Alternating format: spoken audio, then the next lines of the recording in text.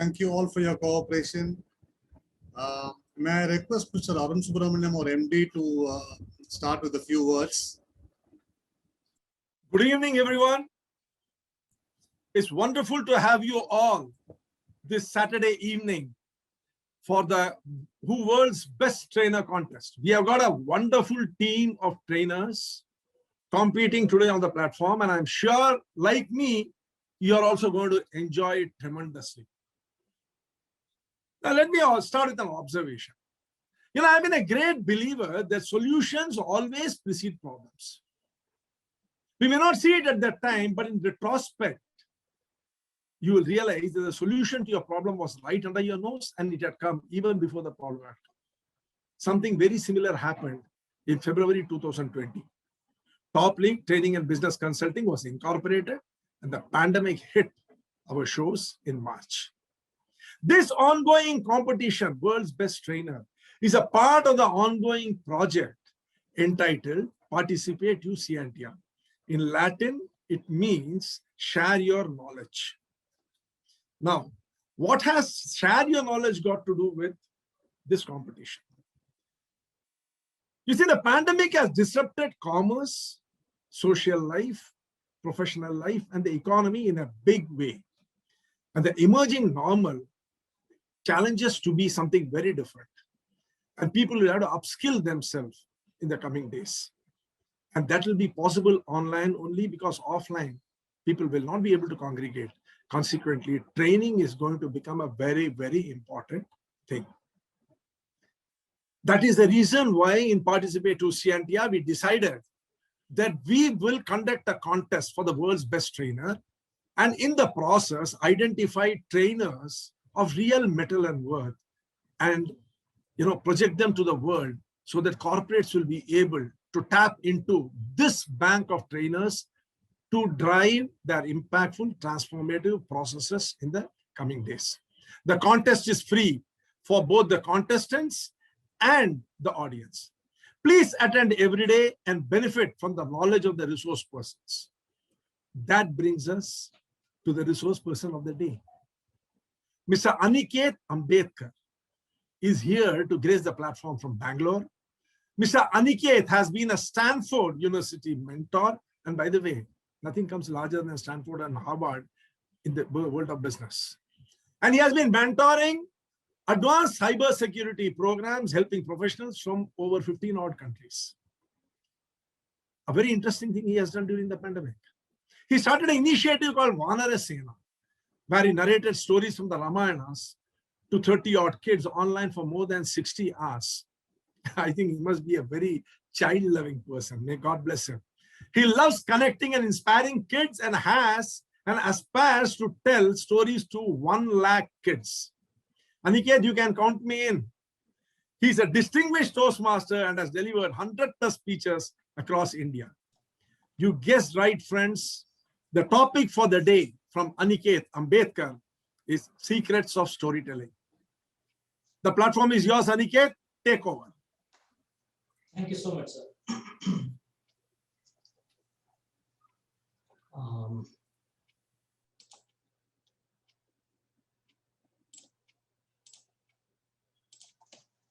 All right. Good evening, everyone.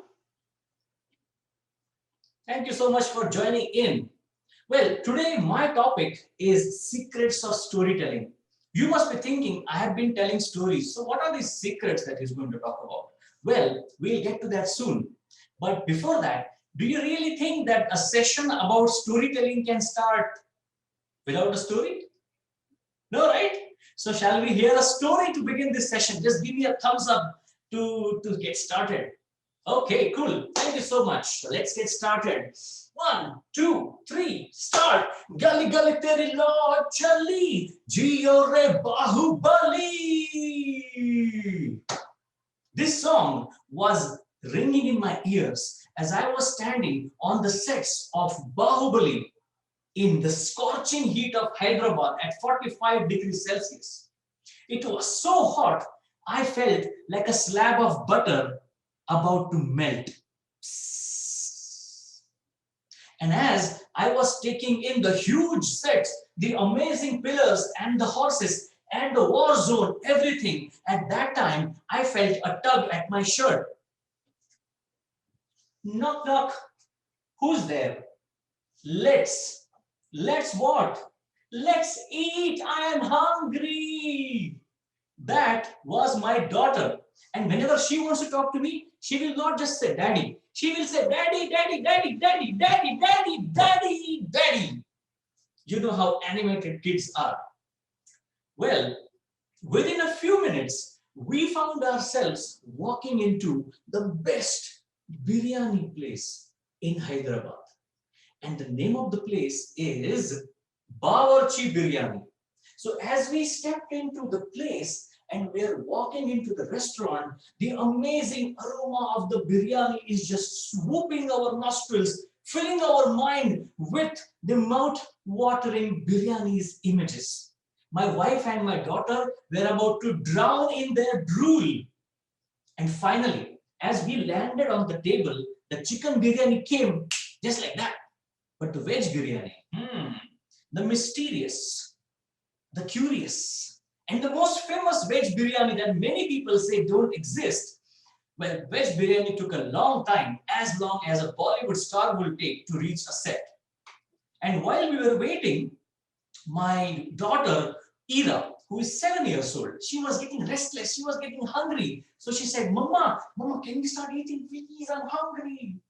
And her mama, my wife Neha, she said, no, Ira, we are a family. We are a family like this. Can you try to separate this family? Well, Ira actually tried to separate her hands, but she couldn't. And then my wife Neha, she said, we are a family like this. And that's why we have to wait till daddy's food comes and only then can we eat. This little sprout of the family bond was now growing in my daughter's mind. After a couple of months, as we came in Bangalore, it was a bright sunny day outside. But in my house, it was like that hot scorching day in Hyderabad because my daughter had not done her homework.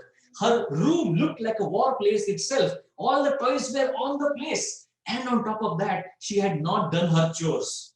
So me and my wife are not talking to her. We are sitting in our bedroom. We are sitting on our leather sofa and the door was closed. We were just waiting what would happen next. So quietly, the door opens. Ira walks in with her puppy face and the tears rolling down her cheek. She comes to us and we are a family, right? You told me we are a family, right? Is a family supposed to do like this? Why am I doing all this alone? Why are you not helping me? Friends, that was a special moment for our family because we just hugged her at the moment and it was a beautiful moment that we all just cherished and it is saved in my mind and in my wife's mind forever. Can you remember a moment from your life? Can you remember a moment from your life when you were so elated, you were on top of the world and that was the best moment and that emotionally, that is the moment that you can root back to no matter how many waves of pandemic will hit us. As long as we as a family are strong like this, it doesn't matter how many lockdowns, how many restrictions that we have to go through. And the biggest proof of this pudding are the 37 people in this meeting right now. Every one of us sharing ideas, helping us out. What Arunji has started is a huge ripple effect whose effect will be experienced by the entire world, which is why we as a network, this network is our net worth. My friends, this bonding of togetherness is extremely important. And that is what we must learn to cherish. So beyond this door is my family. And when I'm done with this session, I'm going to go and hug them. When this session is over, who are you going to hug? when this session is over, who are you going to give a call to and say, hey, buddy, we haven't talked in a long time? Because right now, calling somebody home is a huge risk. Did you hear that bell ringing, ting tong? When the bell rings, your heartbeat skips a little bit. Oh my God, somebody's coming home.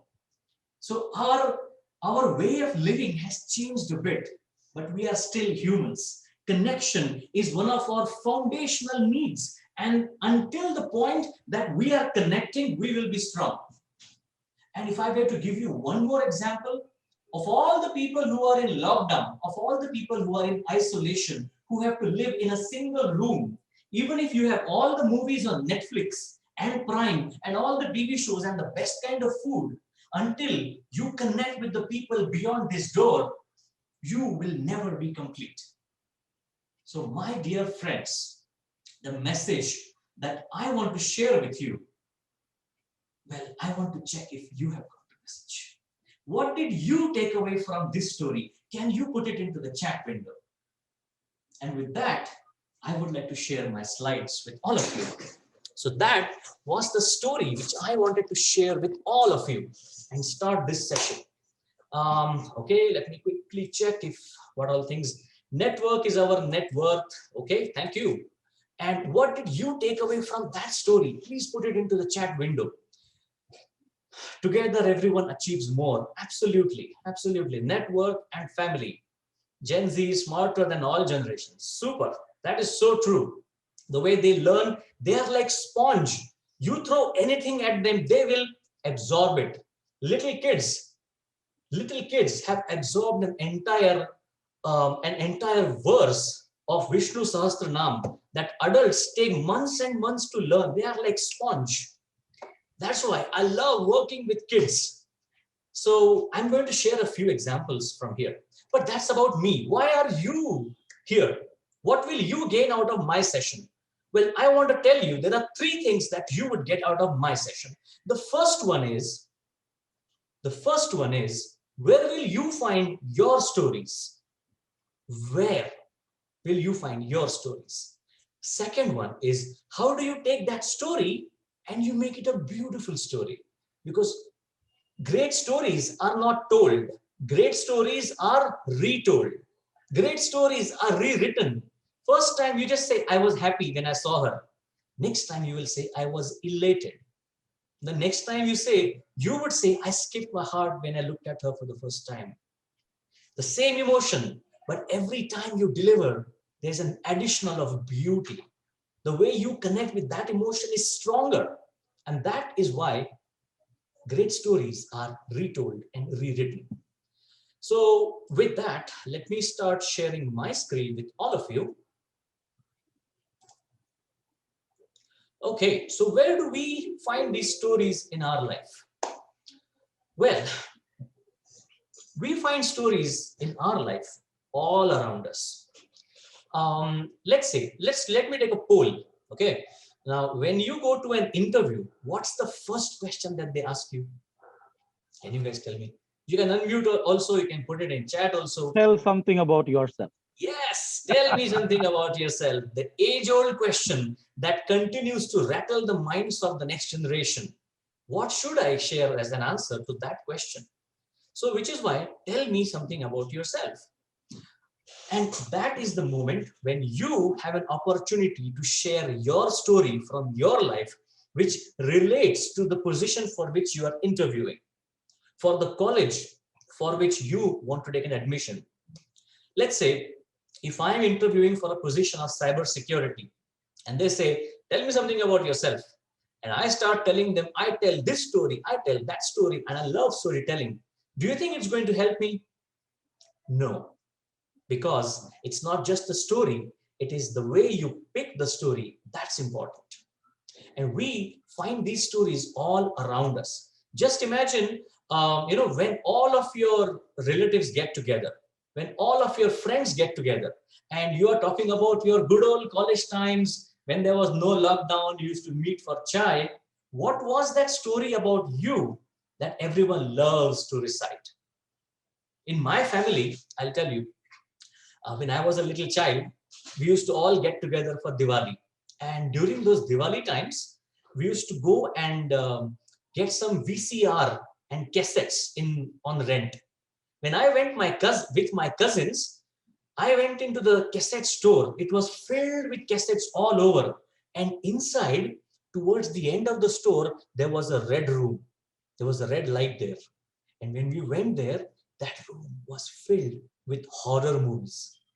And that day, I saw a movie called Ruhani Ki Taakat. And I said, I want to watch that movie. I want to watch that movie. And they did not get that movie. So by the time we reached home, I was making a scene for Ruhani Ki Taakat. And this happened 28 years ago. Even today, when we met on Zoom a couple of weeks ago, my cousins were not asking, how am I doing? My cousins were asking me, have you watched Ruhani Ki Taakat or no? I said, yes, I have finally. The lockdown gave me that chance. So that's about me. What kind of stories have you in your life that you love to talk about? What do we do with these stories? We need to write them down. Because we have stories from our life in professional world. We have our stories from our personal world. We have our stories from our entrepreneurial world. We have got 49 trainers over here. When you started to train, what was your first experience? What was the best training that you gave? What was the most challenging training that you gave? Sometimes you may not remember the best one, but you would remember the challenging one. You guys agree with me? Give me a thumbs up if you do. Because it is our tendency to remember these challenges, which is why you wouldn't remember in a year. So in one place I heard that if you were to remember 2021, there were 12 months, every month had 4 weeks. You may not remember every moment, but there would be a few glimpses of times that would just flash across your eyes. Those are your moments that you have earned in 2020. Now do that for 2021 and write them down. So when it comes to storytelling, what are the different things that are present in storytelling? The first one is the character. One rule of thumb that I want to share with all of you is don't have too many characters. If I were to tell you a story where there's me, there's my friend Arjun, and there's my friend Arun, and then we had Neha, and then we had Mrunal, and we had this and that and that and that. If there are too many people, then the audience gets confused. But if you stick to the rule of three characters, maybe you are the protagonist or you are the watcher. One is a protagonist, a hero, and one is a villain. Do you really think Bahubali would have been the success it is without the villain in Bahubali? Do you think there would be a Ramayana without a strong Ravana? Which is why the villain of the story is the conflict in the story. Storytelling is not just to kids. Storytelling is in business as well. And in business, you would not have a villain. In business, you would not have a bad person who's always trying to hurt you. In business, you would have your challenges. Maybe you used to deliver trainings in person and you were the best in your field. And now because of COVID, that was taken away. And now you had to evolve. How did your business survive the pandemic? Pandemic was the biggest struggle that we all had to face, overcome. Make notes about that. So my recommendation to all of you now is start taking notes in your mind, in your hand, in your book, in your phone, in your laptop, wherever you are, because no matter how many sessions you attend, it is the number of notes that you take. Those notes will stay with you. No matter how many recordings you have on your phone, but the number of notes that you take are noted in here. And that gray matter is going to stay with you for a long time. Okay, so coming to characters, how do we define a character? Some people actually spend way too much of time telling too many details about a character. How did he look like? What did he do? Where is he from? What did he do? What was his first job? What was his girlfriend's name? And how did she betray him?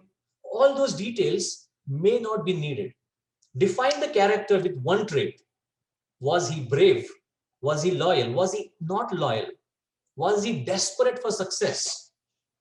All of these are character traits. When it comes to characters, it's not just one character. It could be many different characters. The next one is setting. And for the setting, I want to give you one more description. Okay. If possible, close your eyes. I would like everyone to close your eyes. Close, close, close. Please, please, please. Thank you so much. It was a Sunday morning at 7 a.m. As I came out of my bedroom and I went into the kitchen, I saw that the light was coming from the window. It fell on the floor and it reflected on the wall. And on the wall, I had all the boxes for making tea ready. As the water started to boil, I put the sugar, the tea powder, the milk, and the aroma of the tea that made my morning. And that's when my wife Neha was standing behind me. Now, everyone, open your eyes. What was the color of the floor? In your imagination, what was the color of the floor? Yellow. Aha. Anyone else? Any other answers? You see, when your audience is imagining everything, they are emotionally invested in your story. When you are emotionally invested in something, you will remember it for a longer time. So put some gaps. Let them imagine some of the things. Don't give them each and everything. Don't do spoon feeding. Now, when it comes to the setting, that's what you can do. What kind of problem are you solving? And what is the solution? Remember, the solution matters a lot. If you give the solution too easy, then it may not leave an impact. Sometimes the conflict of the story needs to go to one level and another and another. What is at stake here? If the hero or the heroine does not solve the issue, what is going to happen? This should be clear with your audience. Next one is very important. Check the wax. We may not remember everything, but we remember feelings. When I say mango, you would not see M-A-N-G-O, but you would see a yellow mango that you can touch, that you can taste. When you pour the juice, what kind of sound do you hear? Which is why when you're describing the scene, use all the five senses. While using these five senses, you would be able to see that. In my story over here, do you remember which five senses did I use? Do you remember what kind of descriptions I gave? If you do, if you can put it into the chat, that will be really great. But check the wax. Yes, go ahead. Smell and color. The sunlight falling on the walls and the aroma of the tea. Yes, the sunlight's color and the aroma, correct. When it comes to the Bahubali story, I told you it was very hot. I felt like a slab of butter about to melt. I even gave you a sound for that. All of these things will make your story more relatable, memorable.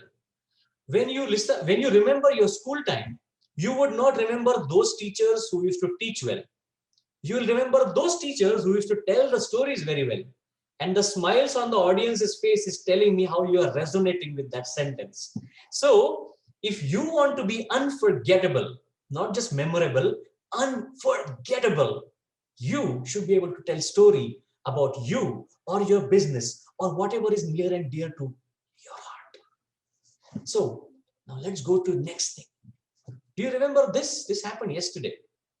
Mr. Narendra Naik took us back to 1927 when he was serving on this ship and all the things that he went through. Didn't you all feel that you were connected? Didn't you all feel that you were on that ship with him, experiencing that with him? When he showed us these medals, did you not feel proud to see those medals? Now that is the impact of storytelling. It is not just about what the audience listens, but what people feel. Yes. They will remember it forever. Do I have time check? If you can just share, that will be great. You still have 8 minutes. 8 minutes. Thank you so much, sir. Okay, so we listened to this story yesterday and we were all fascinated. I told this story to my daughter and she was inspired as well. And which is why even today, if you were to tell the importance of staying together, you can still tell the story of how a farmer told his children, if you take one stick, you can break it. But if you take 5 sticks, you cannot break it. Such a simple story, but yet the message is delivered smooth like butter. And which is why the right kind of stories would really help you to drive your message. Now, I have a few more things to share with you. Something that I did when I did Vanar Sena. This photo I posted on Facebook. This is me reading the Ramayana, and my daughter is reading the kids' version of Ramayana. When I shared this photo on Facebook, lots of people reacted to it. They said they loved the way I was sitting on the floor and reading it. Somebody said I'm giving my daughter the right kind of values. And when I shared this, my audience was immediately connected to my purpose. And when I sent the poster that I am going to do a storytelling session, many people wanted to connect. Many people came forward that they wanted to hear stories. And which is why, when it comes to the stories that you want to tell, what you must focus on is not just the what, not just what you are doing, not just how you are doing, but why are you doing what you are doing. If you can tell a story about why, that is going to take your message much more wider. That ripple that you would create is going to be much more bigger every time you tell that story. This is a concept that was derived by Simon Sinek, and his TEDx talk is still one of the highest to be seen on YouTube. This is one story which I found when I went to a restaurant about a month ago. I found a story written by the Kapoor's Cafe. This is a popular cafe in Bangalore. And what they have written here is not perfect language, but they have used their own language. How an uncle and an auntie who shifted to Bangalore with their son, and the auntie started to share her recipes, and how they started this first restaurant and then it grew to a chain of restaurants. So you see what they have done here? They haven't just told the menu of their restaurant. They have shared the story of how the restaurant is what it is today. And that brings me back to my previous point. It is not the how and the what, it is the why behind it. That is important. So if you are to choose stories about your business, about your purpose, choose stories that are sticking to your why. And that would really, really, really help you. So you must know your brand, you must know your story, and you must know the story of your customers. What kind of change happened in their life when they used your product, when they attended your training, when they implemented what you are teaching? Sometimes that's more impactful to a customer of yours or a fellow with whom you want to do a business. There are different types of plots that we see. And one of the plots is challenge, connection, and creativity. A challenge could be everyone is facing a challenge, but not everyone is able to solve it. A connection is where somebody was able to connect with something, and that made all the difference. Creativity is when someone uses your creativity to solve a problem, and that changes everything for everyone. Just imagine Apple. They didn't make the computers smarter, they made the computers smaller. And that's what created all the difference. That's the perfect example of creativity. To do a quick recap, you must find your roots. Where are you coming from? And it's not just a single time. Every time you meet any of your business associates, you tell your story. And which is why, my dear friends, the best way to get started is to quit talking and start telling your own story. I hope you found value in this session. I hope you would start telling your story with the wax and with the why. Over to you. Great job, Aniket.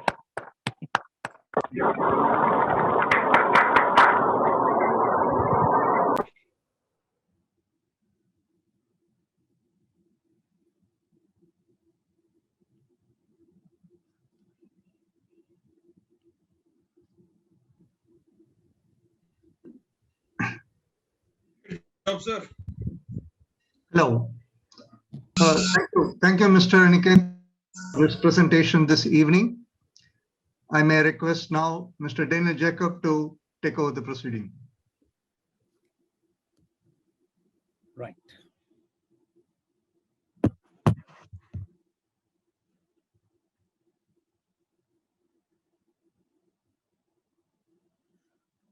Okay, thank you, Aniket, for that start. Well, friends, this program, which is titled as... Excuse me, Mr. Danny, are we not having any audience poll? Yeah, I think that has to be done, yeah. I think, yeah, DP just launched the poll. Yeah. Friend, now the questions have slightly changed. There are 10 questions and easy to answer ones. Kindly go ahead. I'm just launching the poll. It will run for 2 minutes and it'll stop. Go ahead, please.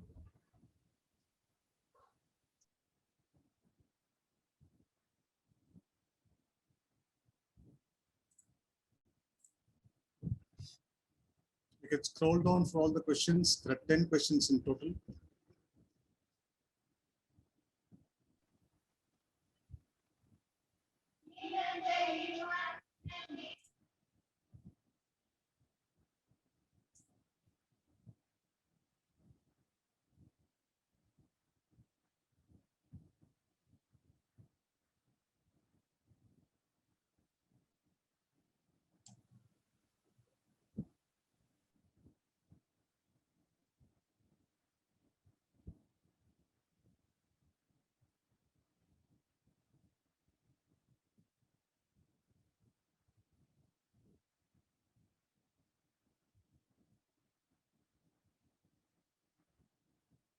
Another minute to go.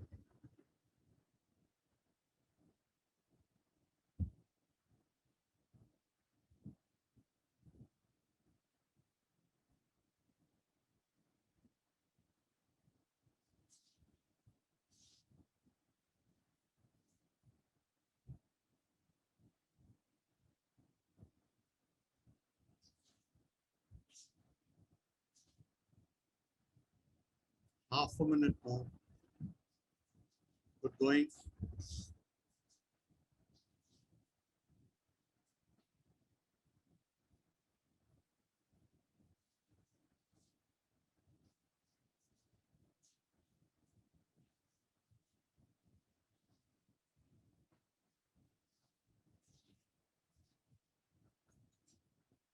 Five seconds. 1, 2, 3, 4, and 5. Thank you. Thank you, everyone. Vote to Mr. Daniel.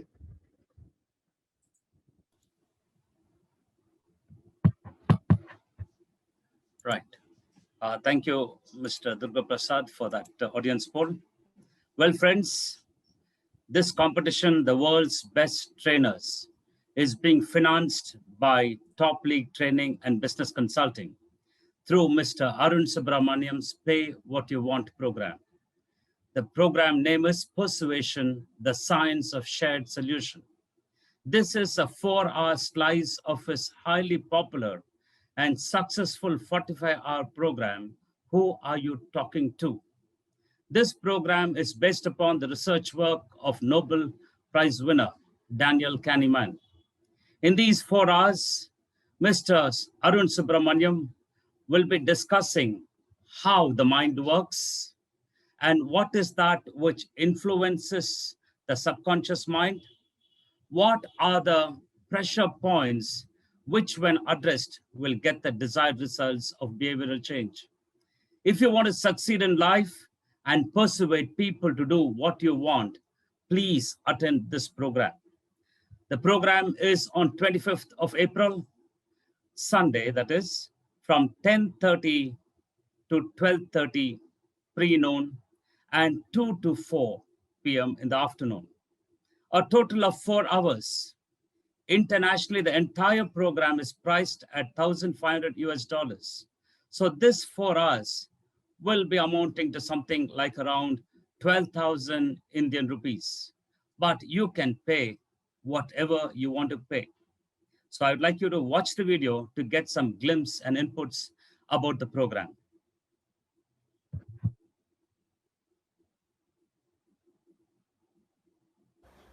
Come friends, Join with me on my journey to conquer the world. Yes, you understood it correctly. Conquer the world.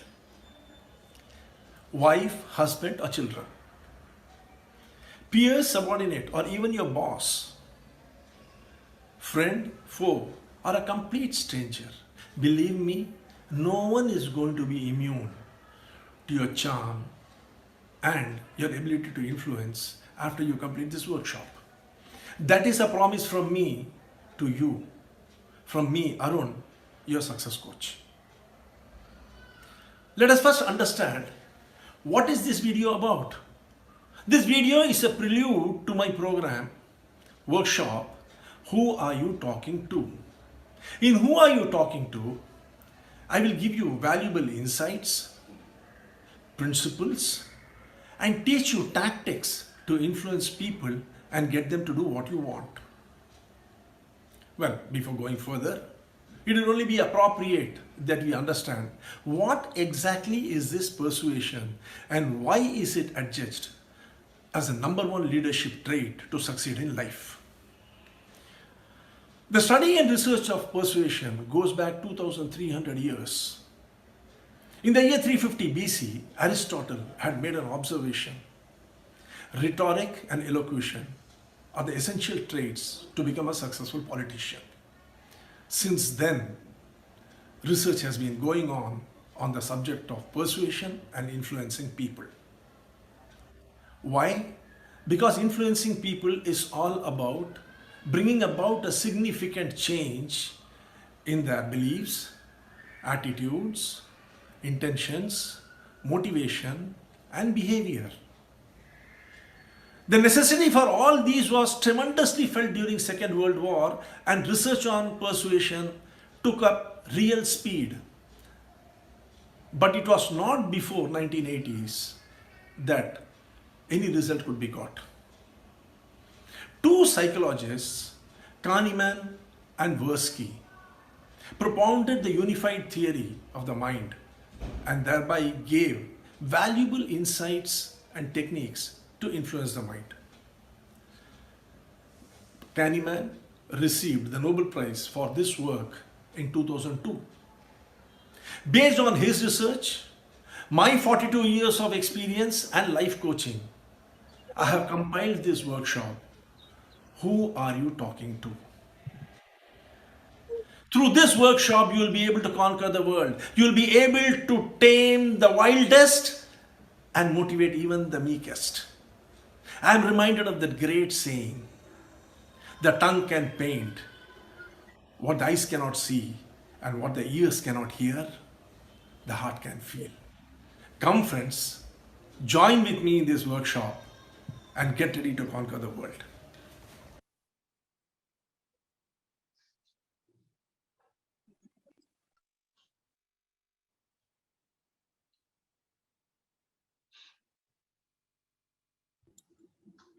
The link will be provided in the chat window. You can register yourself to this powerful program. Pay what you want.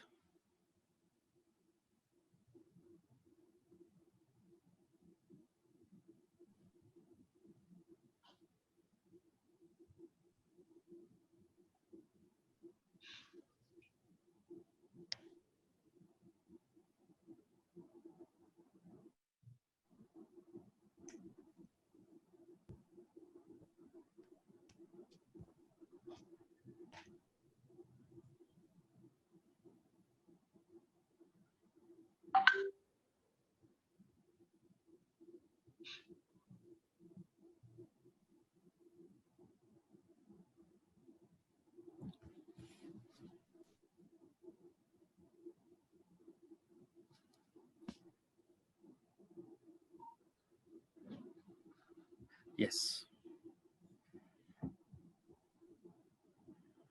And now I hand over the proceedings to Mohan Raju. Over to you, Mr. Mohan. Thank you, Mr. Daniel. Friends, for the evening today, I invite the second speaker, Dr. R. Sangeeta. Dr. R. Sangeeta hails from Bengaluru, and the topic she is going to present today is student peer assisted mentoring. She is a great motivator. She is a trainer and a mentor. I now call upon Dr. R. Sangeeta to go ahead with her presentation, the second today.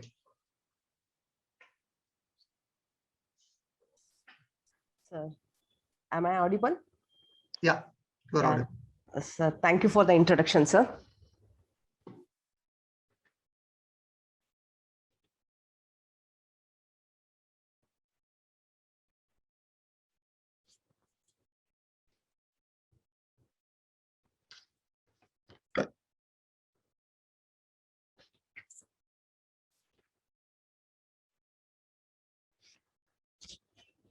Hi, I'm Dr. Sangeeta from Dayanand Sagar College of Dental Science.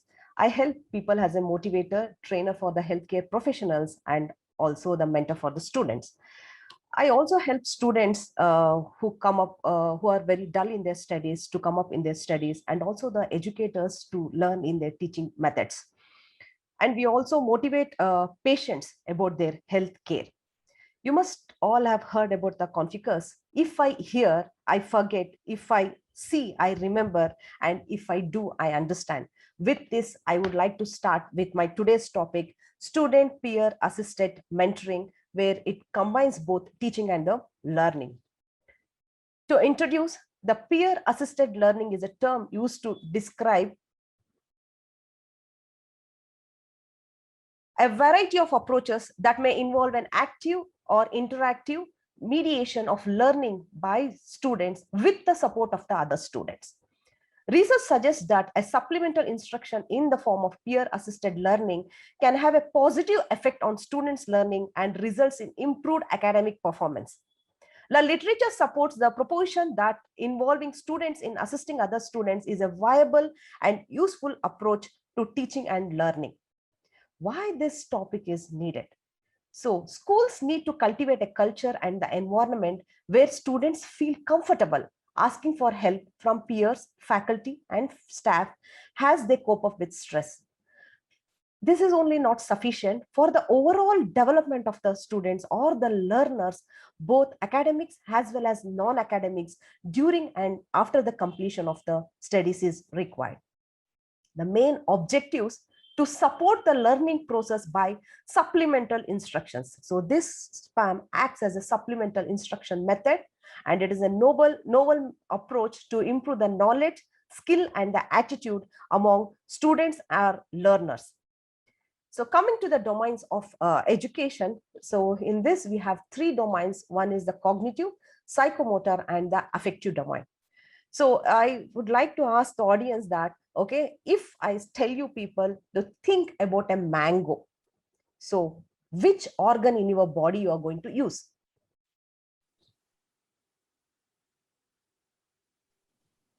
The brain. Stomach. Yeah, it is the brain we are going to use because we are thinking, okay? It is the knowledge. Okay, so if I ask you people to eat a mango, Tongue. no, if taste I it. ask you people to eat a mango, which Mouth, salivating. salivating, yes, okay, it is a hand we are going to use, okay, hand, teeth, and okay, the hand, teeth, and all acts as a psychomotor domain, okay, so it's the second domain. Whenever we educate the students or learners, we always concentrate on these two domains. One is the cognitive domain, where we just impart the knowledge to the students, and or the second one is the psychomotor domain, where they can do their work, okay. It can be skill based, so though I'm a dentist, so I always use a psychomotor domain more. But which is very important is the affective domain. Okay, so I just would like to give an example here. Okay, I just want audience to respond to my questions. Okay, I educate you all people. How many of you smoke here? So in the chat box, you can just message me. How many of you smoke? No one? Okay. So how many of you tried to stop others not to smoke? Tried? Did you ever try? Yes, don't smoke. Yes, you have tried.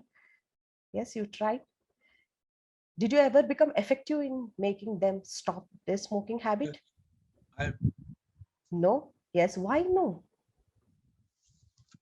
You tried, but you know. You see, let me tell you people, like, okay, this is the third domain which we have to touch in the patient or learners. So in order to avoid something, it is the affective domain has to get touched. It is just not the education about the smoking or the bad habit of the smoking, or just showing the video to them. Okay, these are the lungs is going to affect like this. These are the composition. Okay, so it is going to affect like this. Okay, if we just do that, we are just concentrating on the cognitive and the psychomotor domain, but we are not touching the affective domain. The day we try to touch the affective domain, if we impart our whatever the knowledge we have gained in ourselves in order to make others to quit their habit, is that is an affective domain. So let me tell you some examples. Okay, so as I've told you, cognitive domain is just a knowledge. Okay, since my topic is student peer assistant mentoring, you could be able to see two students sitting. These are my own studies which I've used the photographs. What we know and understand. Okay, we just read from the textbook, we take it from the internet. Okay, what we know and we understand, we try to explain. Here again, the main domain is the brain, where cognitive domain, the knowledge. We just gain the knowledge, we try to give that knowledge to the students. The second one is the skill. The student is doing something and she is going how to use and what we know. So we learn some skills and we are going to try to teach that skill. So you could be able to see the body language of the student, the comfortability and their calmness. Okay, so without getting scared. Okay, the same body language won't be there when they come to the teachers.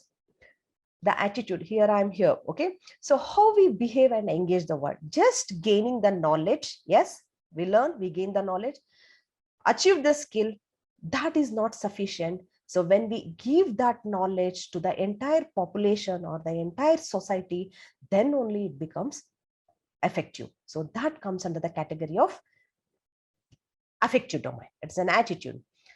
So what exactly the model of educational aspects? Okay, so we are all students, and I have attended many of the programs and this maybe from past 2 days or before also, and most of the educators or the motivators here and most of you people always tell that I'm always a learner. Okay, so even I'm also a learner, though I'm a teacher motivator, I'm a lifelong learner.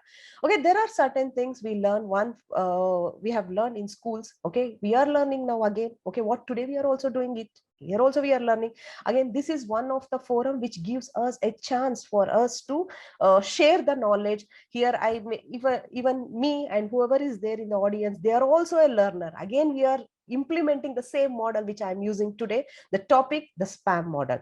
So usually in the school, okay, there is formal education and the informal education. The way we are learning today is an informal way. Okay, the formal way, we have three methods, or there are so many methods are there. Okay, now we are using internet.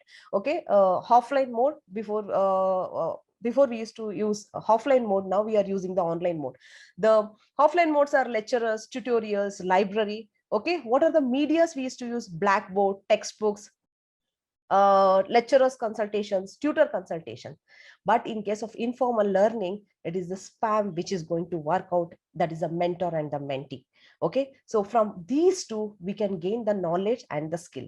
Again, the knowledge comes under the cognitive domain and the skill comes under the psychomotor domain, but not here. It is nothing is going to come in the affective domain. When it has to come under the affective domain, we all have to change our attitude towards our learning skills and how we impart whatever the knowledge we have gained and come to the larger forum and to educate the entire population, whoever is required. Again, so there are certain examples which I would like to give in student peer assistant mentoring. We have used some dry specimens, good lecture class, everybody knows, and some three-dimensional models, interactive multimedia presentations, so e-learning. Okay, e-learning has become now the present trend. So you could able to see again peer assistant mentoring. The one student is again assistanting the other student in educating them. Okay, they have used certain models and he is educating the other person. Three-dimensional models, yes. Dry specimens, they have used models to explain to them in order to enhance the knowledge. Interactive multimedia presentation, again we have made the students to present their skills. This is the e-learning most popular nowadays. It has become, because this photo have been taken 5 years back, okay, when I was doing my study. Okay, this is one of the interactive learning. So there are certain review of literature, how these student peer assistant mentoring is going to help. So in Austin in 1984 reported peer mentoring finding that the level of student involvement with on-campus activities was positively correlated with the retention at university. And research also have been indicated that collaborative learning can improve academic performance as well as enhancing a student's self-esteem. Let me give one example what happened in our Saturday team group. I would like to thank our group leader Chandru sir. So he really boosts my self-esteem, okay, self-confident. Yes, so we have made a meeting and he started telling that yes, you can do it. The other participants also, they can do it. Okay, so our other participants today's group acts as a mentee or the mentor for me, and I also act as a mentee here. They are all mentor for me, and now I am a mentee. So knowledge which I am giving to them today is now I am a mentor. They are all taking the knowledge, they all become a mentee. So it is the bi-directional. So mentor-mentee relationship is always a bi-direction. The person who has gained the knowledge, if he shares the knowledge with the mentee, he'll become a learner, and the learner also can gain a knowledge and he can also teach a mentor. So that time the mentor become a learner. The another benefit, see what the forum which I have chosen, I'm a doctor, but the forum which I have chosen is something entirely different. Why I have chosen? Because I always work on the affective domain, okay, where I can share my knowledge to the entire population. So now I am sharing. There are few people, they don't want to share their knowledge, they don't want to share their studies, they don't want to express. If we express, what happens? To teach is to learn twice. So that day I'm coming here, I have learned from many people's skills, their way of presentation. So now what is happening? My learning skill has enhanced double. It has doubled. Okay, so again it has given in the study research studies. And also this is one of the form where our mentors here, and they have used this strategy. I don't know which I just want to tell them. This is an example where various peer mentoring programs and their findings provide further evidence that existence of benefits in terms of students' performance. They are taking our performance, they want us to retain in this forum, okay, and also the satisfaction of a presenter. Now I'm a mentee, yes, my satisfaction has been enhanced. So they have boosted my self-esteem as a mentee, they have given me as a mentor chance so that my performance can enhance. Okay, this is the program model which I would like to explain how I have used. So always a faculty mentoring mentor should be there at the top. Okay, he has to give knowledge to the both mentor, student mentor, and the student mentee. Okay, so he will give the knowledge for both of them. So the one person is having a proper IQ and he could able to grasp the knowledge at the earliest. So this person acts as a mentor and he teaches the mentee, okay, to enhance the knowledge of the mentee. That doesn't mean that the mentee don't know anything. So in the next session, the mentee can become a mentor by gaining the knowledge, by gaining the skill. So he can again act as a mentor and he can teach the mentee. So that's why I have given it is a bi-directional. This is one of the education day-to-day practice I'm using in my practice. Spam model. So this is what the spam model. I'm an academic leader. I always consider here the person who is leading, Arun sir, is an academic leader. He provides direction, facilities, and the learning action. So we all act as a mentee, whoever is in the committee or whoever the participants are all acting as a mentee, and we are going to test the learning outcomes. Again, this academic leader also chosen certain mentors here. So made separate groups 7 or 6 or 7, because I just want to give an example for this forum, which those mentors, again, they have guided us to provide guidance on the learning activities. What sir has told Chandru sir today, that yes, when he was telling, I have learned so many things from past 2 days. That's what he's told us that. Okay, again, he has educated us how to give a presentation, everything regarding today's presentation. What happened to him? He has learned twice. So he has learned twice. So this is a double benefit for a mentor. Okay, the entire forum, the academic leader is Arun sir here. We are all mentees here who are the presenters, and whoever is the group leaders here, they act as a mentor. This again will come to know by the feedback and the evaluation. The same concept is used here in this contest. So they use the feedback and the evaluation. They try to improve in the next presentation. So what are the inclusion criteria? Can we include everyone? No, it is not possible. The regular attendance, that's what they called us at 3:30, and they just want to know us whether we could able to present it properly or whether we could able to attend. And they want the cooperative students. We need the cooperative student. We need an interested. Interest is very, very important. The other things which is important is the commitment. Yes, a good academic record, strong interpersonal skills, and ability to share knowledge and expertise, patience and respect for the learning needs of the others, a willingness to assist in the development of the another person's growth, and a good communication skills. All these things are required. What are the exclusion criteria? Not interested and not cooperative. Let's not take them into this as a mentee and the mentor group. Students they are not going to do their assignments. Instructor won't let the mentor to do their job. Students don't want to open up to the mentor. Relationship clashes. Students don't want help. Being out in their class, or the instructor support when the instructor is giving the support. So all these things comes under the exclusion criteria. To summarize, the SPAM works with two distinct levels. One is the student mentee and the student mentor. Always remember that student mentee and the student mentor will be monitored by an academic leader. Okay, the student mentees the sessions are conducted in an informal setting. This is an informal setting. Okay, and focus on the learning needs of the student mentees, provided learning techniques to solve their problems, not just giving answer to their questions. It is a proactive approach rather than the reactive, which increases the esteem and the motivation. So the moment the self-esteem of a person or a learner or a student increases, yes, his life begins. What happens to the mentor? What is the use for me? I have learned, I have taught them. So it is a form of recognition they are giving. What they have recognized today, they have recognized me as a mentor. So I have been recognized by so many people. The moment I put it into my DP, there are many people, they have recognized me today. I'm thankful to the committee heads.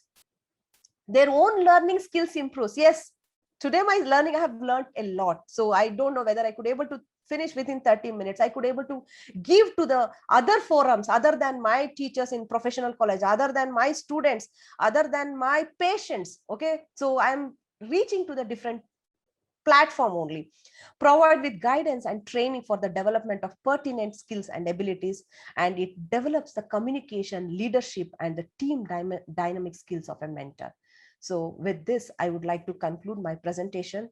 These are my references, and thank you very much for your patience listening.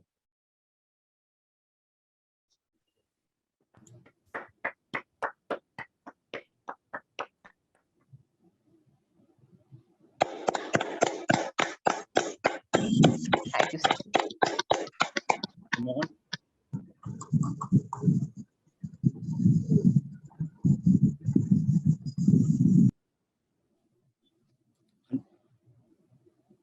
Mr. Mohan, please unmute. Yeah, thank you, Dr. Sangeeta. Thank you, It was a good presentation, so thank you so much. We will go ahead with the third speaker today. And let me... The opinion poll of the public opinion poll, Mr. Mohan. Yeah.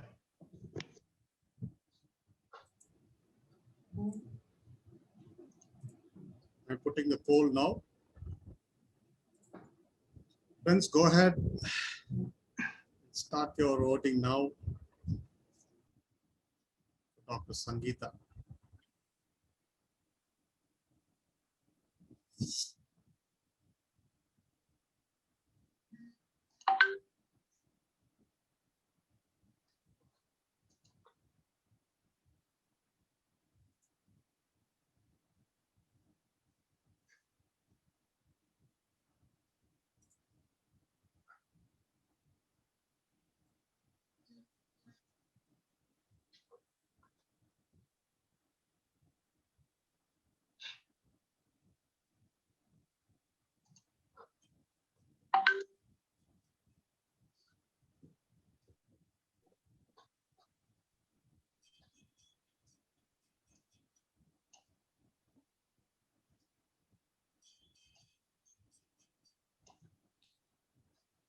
One more minute to go and good going.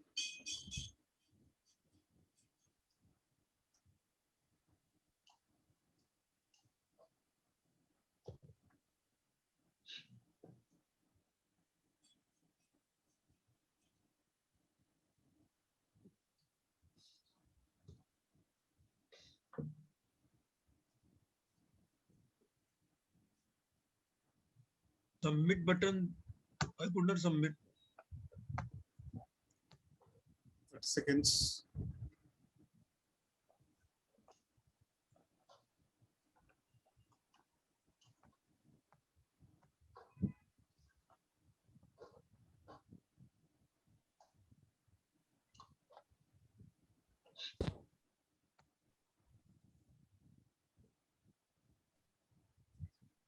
It's going to end in the 5 seconds. Thank you, everyone. Over to you, Mr. Mohan. Yeah, thank you, Mr. Durga Prasad. Ladies and gentlemen, I now invite the third speaker for the evening today. Her name is Subhasri Rangarajulu. Miss Subhasri hails from Chennai, and she is going to talk on the topic building positive thoughts and subconscious mind programming. Ms. Subhasri is a founder of 1 Degree Change, a startup business which has been successfully touching upon the lives of more than 1,000 people through her seminars. She is an experienced freelance trainer and a career counselor. She is an IT professional. She was an IT professional with about 10 years of experience, having worked as an application consultant in the product lifecycle management domain. Subhasri has a grand vision to help people live a positive life by helping them go through a transformation in different aspects of life, both in professional as well as their personal life. It's my pleasure to invite Ms. Subhasri to do this third presentation today. Welcome, Ms. Subhasri. Hello everyone, happy evening. I hope you are all able to see my PowerPoint presentation. Yes, just say yes. No, madam, you have shared your screen yet.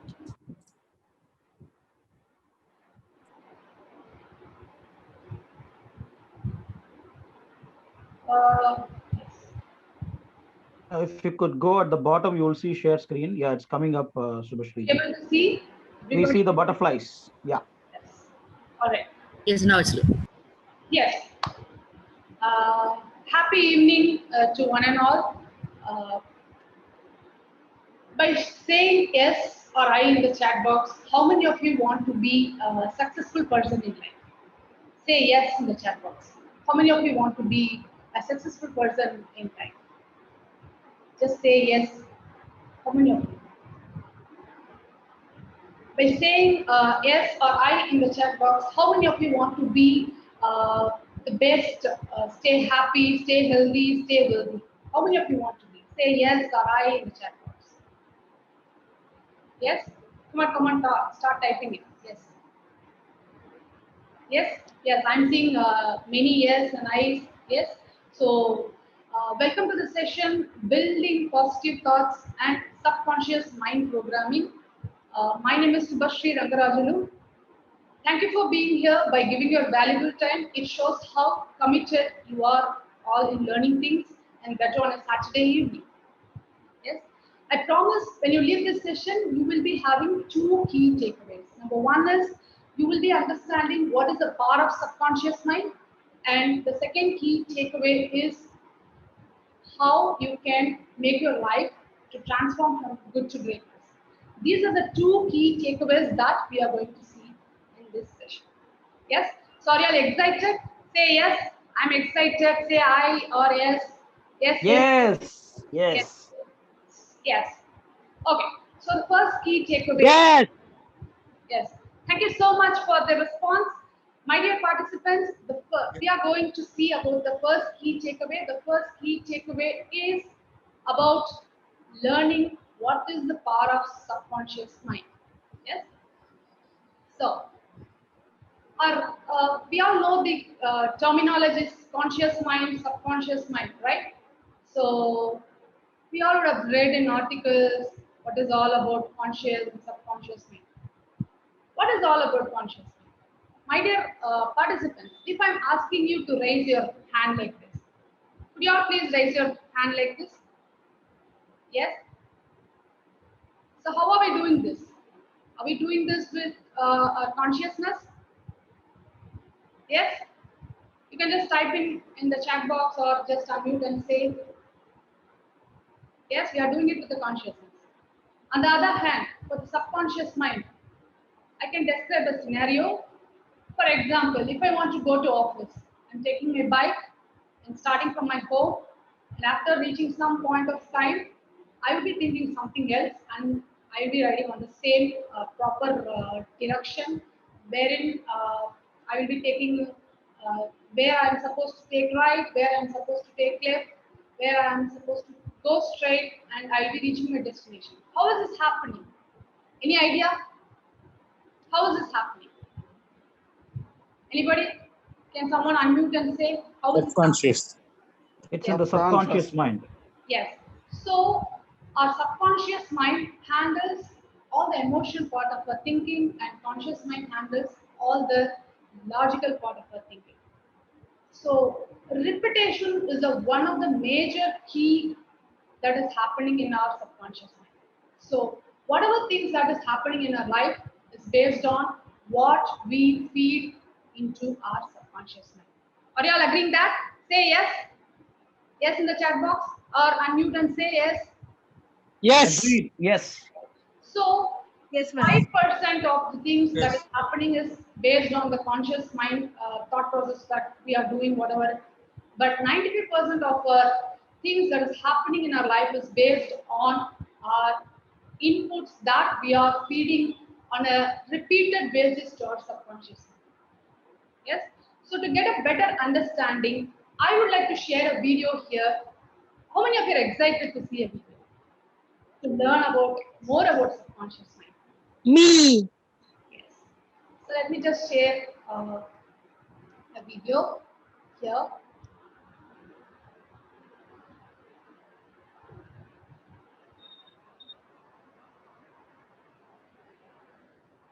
Are you all able to hear the audio on the video? Say yes. Anyone unmute and say yes. Yes. No. No. No. We No. see the we Video see is the not slide. coming, audio is also. Yeah, the power of Video is not subconscious coming. mind. That is the slide that I'm seeing.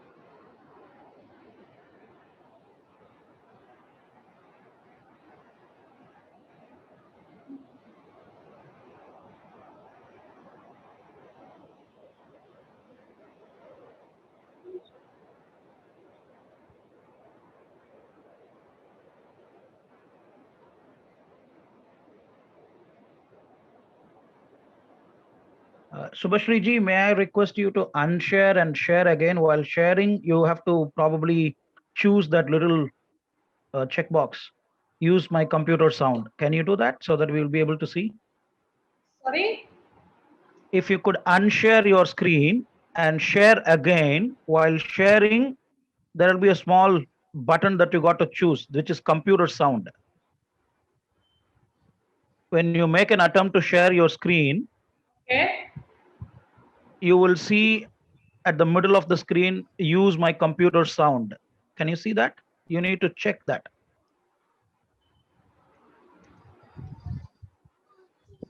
Are you able to see it?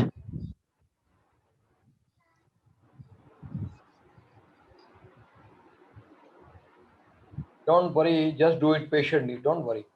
Yeah. All of us are there, waiting No, for you. no panicky, just cool down. Yes. No. I'm just looking for the options.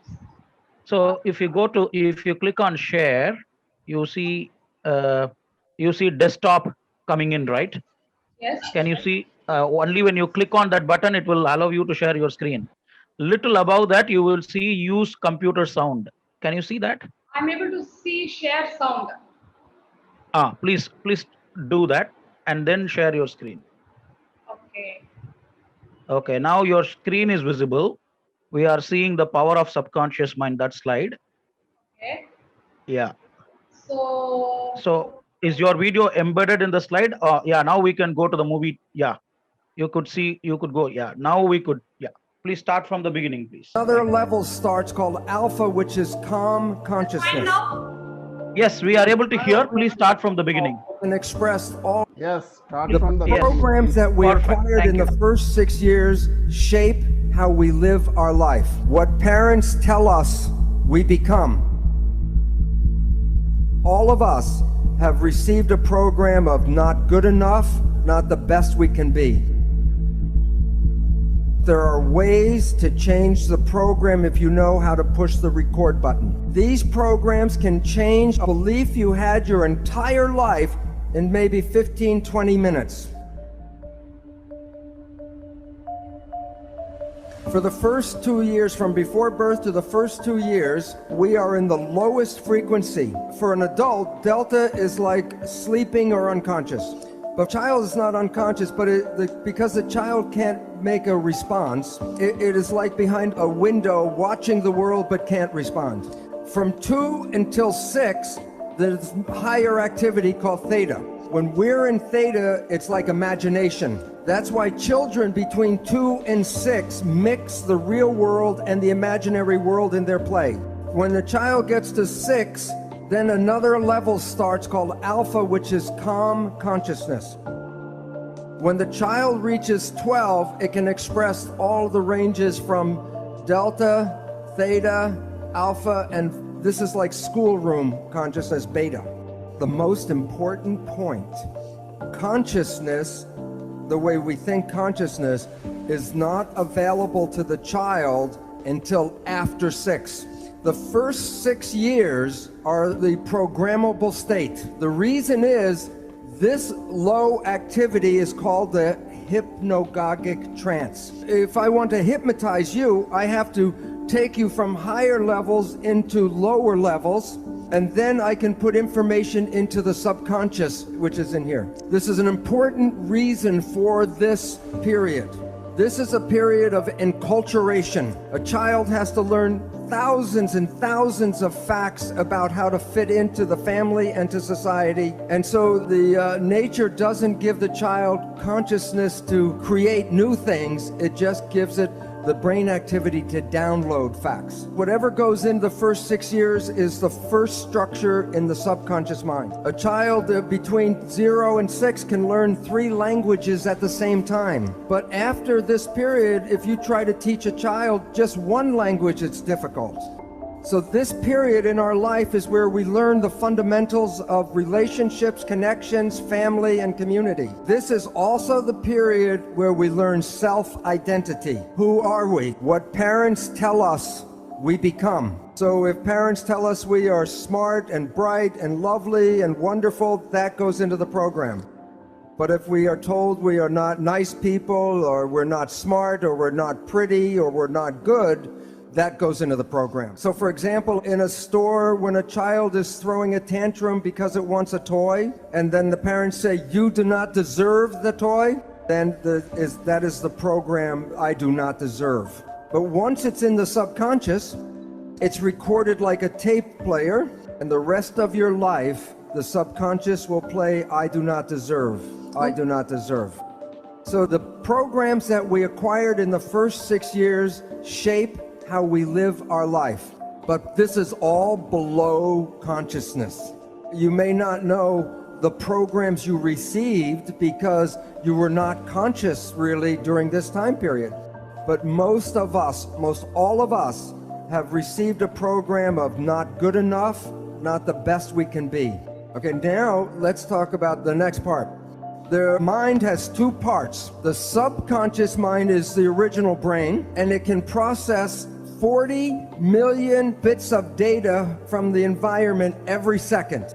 The mind is very powerful and very fast, but it's totally habitual. It's not creative. It can only play back what it learns. In evolution, the front part of the brain, the prefrontal cortex, gives rise to consciousness. Self or consciousness is an add-on option, and most people don't exercise the option. But note, it can process only about 40 bits of data per second. The subconscious mind is 1 million times more powerful. While the subconscious mind is fast, the conscious mind is slow at processing. That's why when you're in an emergency or stress, you operate from this one because it can operate fast and handle lots of data. But the difference between the two is this is habitual. It is the conscious mind that is creative and can generate free will. According to cognitive neuroscientists, we are conscious of only about 5% of our cognitive activity.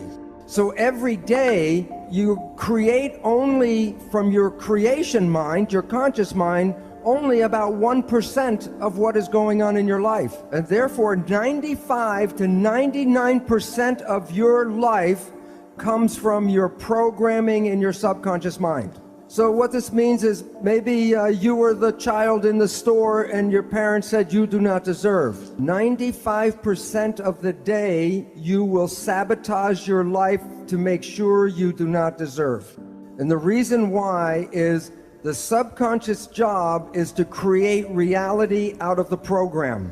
And so therefore, if you have negative programming, 95% of the day, you will create that negative experience in your life. Now here's the problem. The conscious mind and the subconscious mind work together. So whatever the conscious mind focuses on, it can control, but what it's not focusing on, the subconscious mind controls. So most of our day, we are thinking about the future or thinking about the past. That's with the conscious mind. So if the conscious mind's not paying attention to right now, then everything you're doing during the day is being run by the program that you got. When you first got you in the car with a driver permit, you didn't know how to drive a car. So you were very conscious of everything, watching everything as you were trying to drive. But now you've driven for 10 or 15 years. And you might be like me.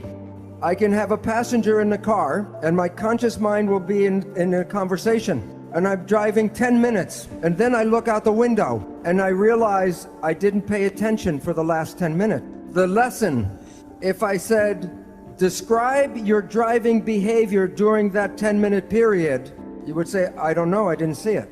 This applies to all of our activities every day. It was your own invisible behavior that sabotaged you. So what's important is some people say, well, maybe I just do some positive thinking. Which mind does the positive thinking, conscious or subconscious? The conscious mind, which works at 5% a day with a 40-bit processor. And when you're doing your consciousness, are you paying attention to what's going on? Who's running the show?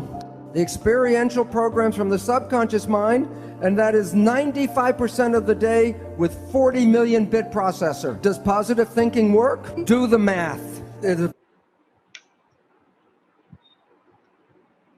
are you all able to understand what is the power of subconscious mind? Yes? Yes? So Yes. are you all able to see my presentation deck? Yes? Yes, Subhashji, it's very much there. Please go ahead. So Yeah.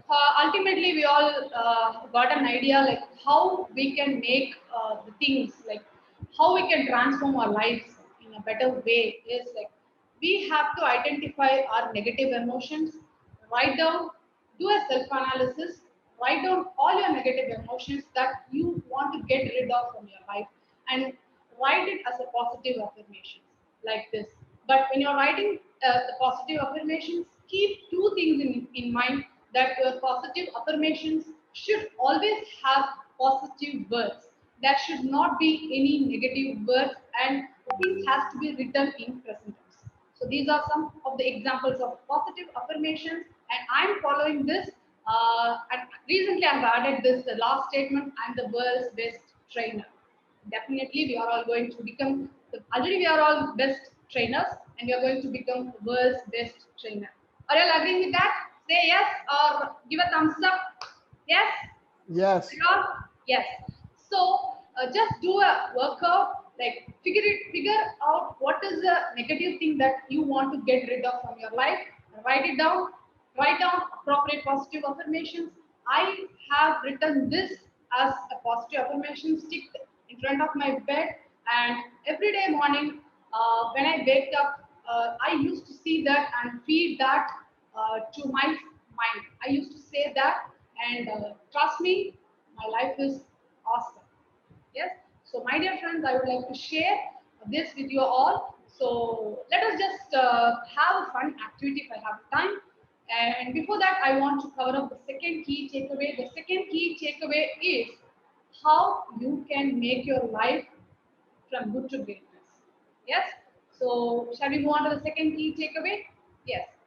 So, I would like to share this quote with you all. You cannot transform yourself unless you transform your belief system. Yes, I hope you all are clear with this. And the second key takeaway is, what is it one change that you can find out and apply in your life so that you can make your life from good to greatness.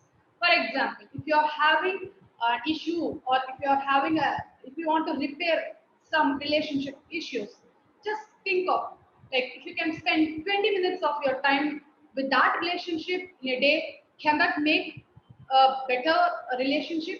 Think of, if you are having some problem with your business model, or in your business, what is it one change that you can apply in your life so that you can make your business from good to greatness? What is it one change that if you can apply in your life, can make your life from good to greatness? Figure it out. So, but try to for execute that in a regular basis, repeatedly, consistently. That is what this particular context says. What is space? Positive action consistently executed. For example, if I want to participate in a TEDx talk, what I have to do? I have to watch n number of TEDx shows so that I can understand what is all needed, what is all on a regular basis that has to be done, right? So that is what is all needed. A single change that has to be applied in our life so that we can transform our life from good to greatness. So are you all agreeing that just a single change is more than enough to live a better life? Yes? So you are all agreeing with that? Yes? Yes. So a quick recap I had covered with my two key takeaways. We had got an idea like what is all about subconscious mind, how we can reprogram, rewire our life by feeding positive affirmations on a daily basis consistently so that we can live a better life, and what is all about making our life from good to greatness is just apply one single change in order to make your life from good to greatness. Yes? So, with that, I'm concluding my session. I would like to, if I have a time of 1 minute, I would like to just share an activity. Just all of you just hold your hands like this. Do a namaste. Your this two lines has to get connected to each other. Just do a twist. Yes. So you will be seeing differences in the height of your finger. Just say, grow hands, be calm and instruct.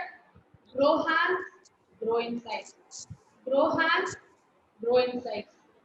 Grow hands, grow in size. Grow hands, grow in size. Please remove your screen, then only we see. No, you have to experience that. If you're not getting it right now, you can just do this activity when you're going to bed. Today night, you can try that. You can have a goosebump before sleeping. I promise. Stay calm and just instruct and see how our mind can be controlled when we instruct it.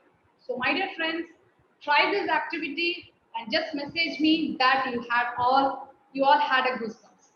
Yes, you can see like your hands are growing, and you can just revert back saying that, my dear hands, reduce in size. These are the two instructions. Try it out and let me know the results. You can see. Please repeat the instruction. Just hold Please like repeat. Hold like this, and just you can see the difference in the heights of the finger, and then We you can't have to see. instruct. Please, we can't see anything. No, you have to see your hands and instruct. No, can you take away the screen share? No, it is not in the screen. It is an activity that you have to try. Yeah, No, remote. Subhashri ji, we want to see your camera. So how you are doing, everybody can replicate. Stop your Yeah, screen now, share. yeah, if you could your stop screen your share. screen share. It's already stopped. Yeah. Excellent. So now we could see you. Excellent. Now you are there. Yes, Please, it stopped. please carry on. Yes. So hold like this. These two lines has to get touched. Yes. And then twist. Do a twist. And then you can see difference in your fingers. Heights will be differed. Just stay calm and instruct your hands, fingers, grow in size. Try this. And so you can see that your fingers are growing and it will come to the same size. If you're not getting it right now, you can try it later on. You can see, how your hands are in control with your instruction that has been given by yourself. Yes. So with that, I'm concluding my session. What are the wordings? Rohan, go inside. What are the wordings? Grow hands, grow in size.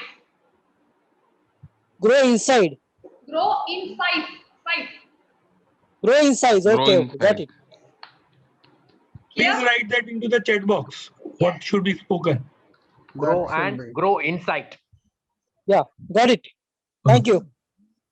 Grow hand, grow insight.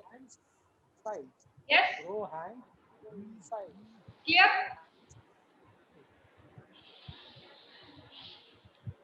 So all of you are going to try that. Say yes and see and just get back to me that you are all able to experience the power of subconscious mind. Ultimately, I want to bring that point here. Yes. So hope you all enjoyed the session. Are there any questions?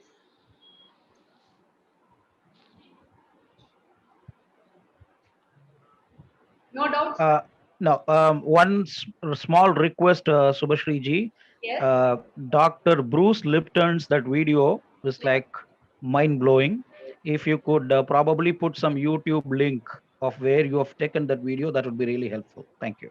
Yeah, definitely. Even I can share it with the group. No, if the link is available, you could put it in the chat box so people can Yes, download it. It's definitely, very definitely. powerful. Thank you. Definitely. So, any other questions?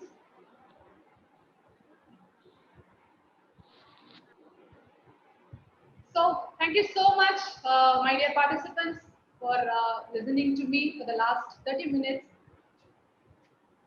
Take care. Have a nice day. Thank you. Thank you so much. Thank you, Ms. Subhashri. It was a good presentation.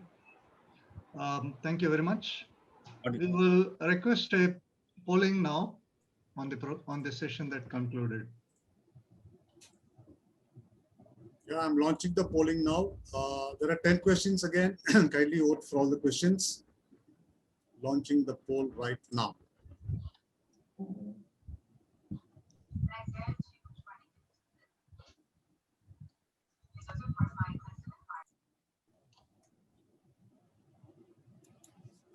There are 10 questions. You can scroll down to see all the 10 questions and you can answer them.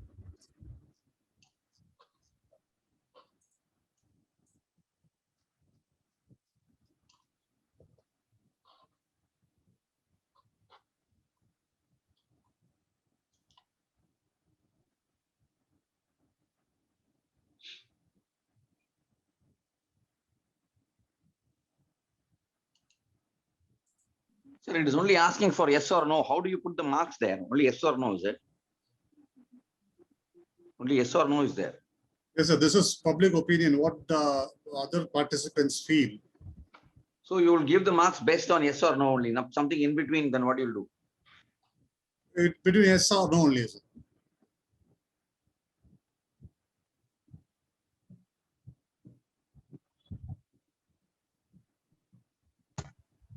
Only 4 questions are coming. No, please scroll down, sir. You will see 10 questions.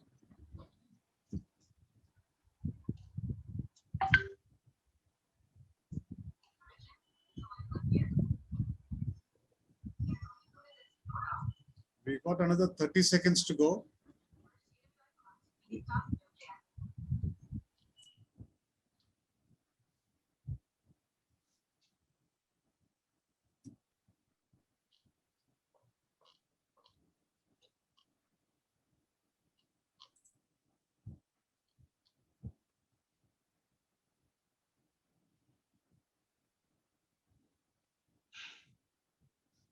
The 5 seconds.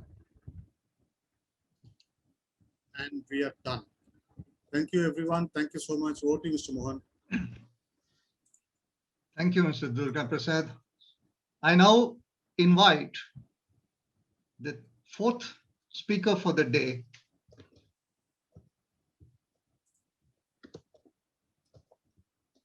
Yeah, the fourth speaker for the day, his name is Balasubramania Swamy Sankaraya. Mr. Balasubramania Swamy hails from Bengaluru, and he is going to speak on a topic, let us play life. Balasubramania Swamy is a certified national and international trainer of JCI. He is very passionate in training on human behavior and has conducted more than 500 training programs to various segments in society. He has a rich 40 years of corporate experience, both in Indian and international corporates, having worked in many senior management positions in operations, business transformations, and training and asset management domains. Presently, he is an independent consultant for operations, health, safety, and environment for hydrocarbon processing. It's my pleasure to invite Mr. Balasubramania Swamy Sankaraya to do this presentation today. Welcome, Mr. Balasubramania Swamy. Thank you, Mohan Raj, for a nice introduction. Let me start the screen sharing.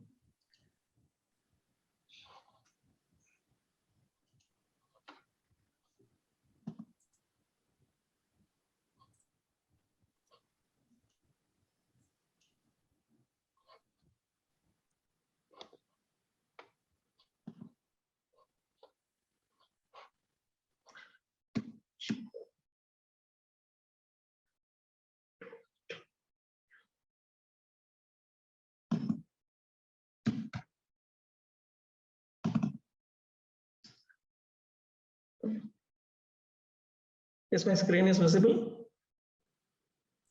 Yes, sir, visible. You have run the presentation. Thank you. Good evening, friends. It is truly a pleasure and privilege to be part of this global knowledge sharing festival. And at the outset, let me confirm whether my voice is clear and my presentation is clear. Can someone confirm it? Clear, sir, clear. Go ahead. Okay, good. Thank you so much. The topic is let us play life. I've chosen the word play because whatever be your script of life, whether you see a life as a game, or if you see life as a mission, or if you see a life as a divine purpose, whatever the way we define life, there is a role for you to play.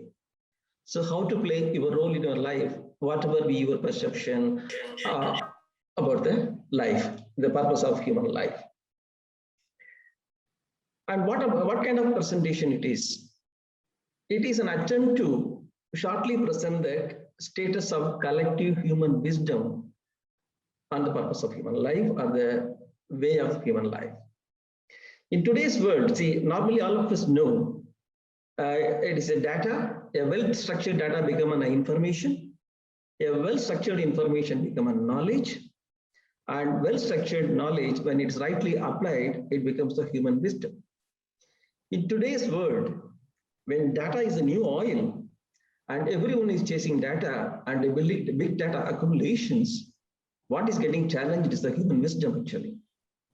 So we have to take a back seat and look at what exactly the current status of collective human wisdom available with this, so that we don't get immersed into the data. The purpose of this presentation is just to look at the roots and wings of the collective human wisdom. That is where from these fundamental ideas are coming in, and to have a bigger picture of what is happening. Some of the content will have a connection to the already made lot of presentations, but this will give an idea and a right perspective and strategic tool also maybe, but the 30 minutes presentation, we will not be able to deep dive into the thing. But definitely I'm sure this can give you some transforming ideas about playing the live if we quickly get into the ideas with very deep listening actually. What is unique in human life actually? Among all the species in the world, the least pre-wired or hardwired brain of all species is human beings. How many years it takes when you give a birth to a child? How many years it takes for the human to become independent? Can someone say unmute and say or put in the chat box? How many years human take to become an independent human? 20 years. Yeah, 20 years, not less than 20 years for in many cases. And now today with the higher education available and it's still getting prolonged actually. No other in the species has got so much years of grooming to become an independent human. So that is a large space available to wire the life the way we want it, because all the animals, from the time of their birth, within few minutes, there are many animals and species able to live an independent life the way they are configured. So a lot of configuration is pre-configuration, the wires are pre-wired, whereas we are the least pre-wired and least hardwired, so that we are configuring the human life the way we want it to do.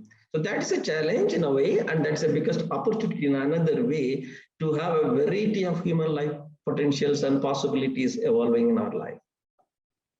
So basically the resources for wiring, creating the new wiring to our life, it comes from the genetic pool or from the social interactions or from our own self-learning. But the nurturing and culturing space available through three domains are very vast. So that is a challenge, which is such a space available with a lot of freedom available to configure our own life. What exactly the challenge? Just because we are free to do, are we able to enjoy the life? But still many of us feel life is greatly challenged. Life is a challenge for many, life is happiness, and life is a difficult game to play. A lot of perceptions about human lives are happening around. So these are all because of this open-minded and open space available with the three kinds of resources available, and each one are contradicting on its own to the current circumstances. People are getting challenged by the way the human lives are getting configured. So here, what we are going to see is three major dimensions of human life, which has got a great impact.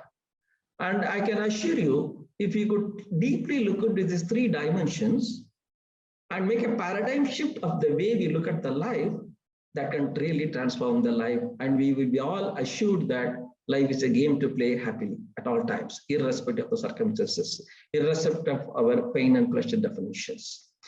Many of the derivatives of the concept or dimensions of what we are going to discuss, a lot of down the level information are already shared by some other presentations. So, but it is not a repeat content coming in. It is going to give a perspective, and I will add another dimension to look at how exactly this can happen in our life. The three major dimensions of play, what we choose for discussion for these 30 minutes is duality, belief, and the way the mind works. These three approaches, approaching the duality, approaching one's own belief systems, and handling the mind for its own functionalities, this is what reset the life totally in a different, create new paradigms and new potentials for life actually. So we'll go one by one and see in a bird's eye view of how they deeply play in our life. Anybody is free to ask anytime. You can unmute and interrupt me and ask questions, because even one dimension, if you could get a powerful handle to transform and have a new way of looking at this, that can transform our life differently. So let us first take the concept of duality. All manifestation in universe is in duality. If something is manifested, the universe has got unmanifested domain and a manifested domain. All things that are manifested are duality, like day and night. Or the team can come up with an, examples of duality. What are the dualities we see in life? Can you unmute, or you can type in chat box? Good and bad. Good and bad. That's a judgmental duality. Okay, fine. Happiness and sadness. Absolutely, excellent. Male and female? Day and night. Day and night, yes. Smile and frown. Yeah. Smile and frown. Absolutely. War and peace. Anger and love. So there is nothing in the world as a part of life manifestation without a duality. So how do we handle duality is a very, very biggest strategy of our life. The power of duality and the intrinsic value of duality, let us all understand there is nothing called life exists if there is no duality. If there is no duality, there is no life. Because life manifests only in the form of duality. If it is manifested, then only it is life. All manifestations are in duality. So we cannot exclusively choose a duality in life because life comprises of duality. That is an essential engineering of life. Duality is the fundamental basic engineering of life. So duality exists in life. So unless we know how to handle anger and love with equal competence, we cannot handle life. And the beautiful duality of life is an unlimited mind trapped in a limited body. Say yes, or if you are able to understand what I said, unlimited mind trapped in a limited body. Yes. Yes. Yeah, thank you so much. That's a fundamental duality. Our body is limited, but mind is unlimited. That itself, limited and unlimited duality operates our basic configuration of human species. Because the evolution of mind, the status of mind and what it is today in an evolutionary ladder, it is the highest manifestation of nature in terms of the power of mind actually. So that way, the unlimited mind having with this in a very limited body, not very, it is very structurally limited body is the greatest duality. So if you closely look at, if a body is limited, it has to be preserved because life exists only when the body is preserved. But mind wants to keep on manifestations because that's the purpose of mind, that's the purpose of evolution. The life, the nature plays with the human mind to evolve itself into a different platforms. So the ultimate challenge, one of the biggest duality is preservation versus manifestation. I'll tell you an example. The food is for preservation or for manifestation? Can someone answer? The food. You repeat the question, sir. Manifestation. The food is for preservation or manifestation. What we are eating every day, the breakfast, lunch, dinner, it is for preservation or manifestation? Manifestation. Are you sure? We are eating good for the preserve the body or for manifesting our no. What is food is not for preservation. Both. Okay. Oh, can I get an answer why you consider as a manifestation? Food as a manifestation? Because I know body cannot survive without food. So without food, body is going to die away. So food is required to preserve the body. The life preservation, it is very important. But actually we are manifesting with the way we are handling the buffet, the way we are showing our cooking talent and the culinary societies of America and the way it's all coming in, we are showing our manifestation potential in food. That's true. The way the food is organized, the way it is curated, the way it is presented. But whether it gives good for our life or it is creating a challenge to our health. What's happening exactly? When you use food for manifestation, not with the intent of preservation, when you want to have only variety in taste, what exactly happening actually?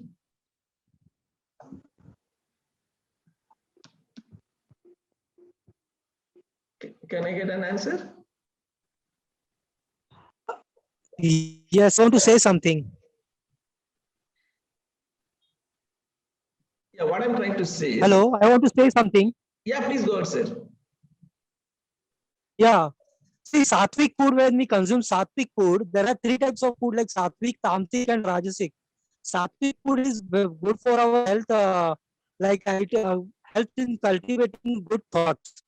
Because our thoughts, emotions are also based on the type of food that we are consuming.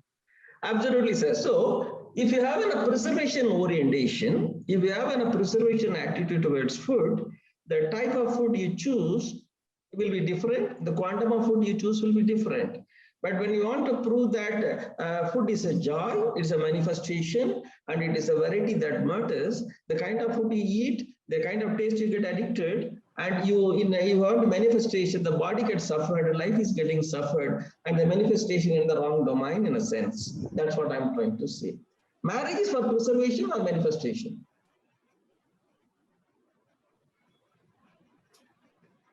Marriage is for a preservation or manifestation?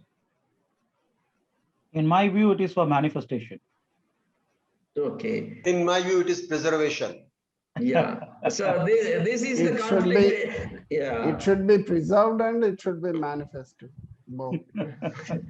Yeah, if you look at objectively, the institution of marriage conceived by society is for the preservation of human species. Because all of us just now discussed that it took 20 years to make an independent human being. So for building a right future generation, the preservation of the species, actually the biggest beneficiary of our institution of marriage is the children. So it is for the preservation of the species. That is why there's challenge come for a manifestation phase actually, because we are also focusing on children for their own preservations. So everywhere in a married life, the manifestation space is getting challenged. But how we get a manifestation space in a married life, how each one accommodate the individual partner's manifestation needs, accordingly their life become a happy married life. If you are too dominating and arresting the other's manifestation space in a married life, I do agree that there is a manifestation potential in married life, but we are too much focusing on preservation. It becomes a choking kind of feeling in the marriage. But that all depends upon how do we define the preservation. What exactly is the fundamental preservation for human life, other than food, air, and water and shelter?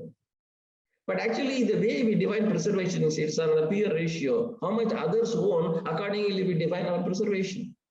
So this inflated preservation paradigm affect the manifestation space. That's why life look a challenge.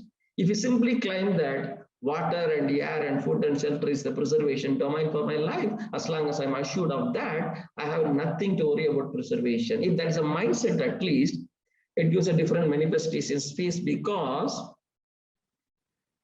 when you are in the preservation attitude, automatically linked to the survival attitude. So everything what we approach is with a fear. Even in a promotion in an organization, nothing to do with the preservation, but actually it is a manifestation zone. It's a happiest zone of purpose of life. People are anxious about promotion because they're looking at us in a preservation paradigm. How many of you agree with me? Yes? Yes. So the attitude, it doesn't change the way we live. But whether we are looking with the preservation attitude or looking with the manifestation attitude, because we should understand the attributes of manifestation preservation. Preservation is survival oriented, it may be fear oriented, it may be a threat orientation. So as long as we are looking at a preservation attitude of, hello, yes? Somebody wants to say something? Yeah.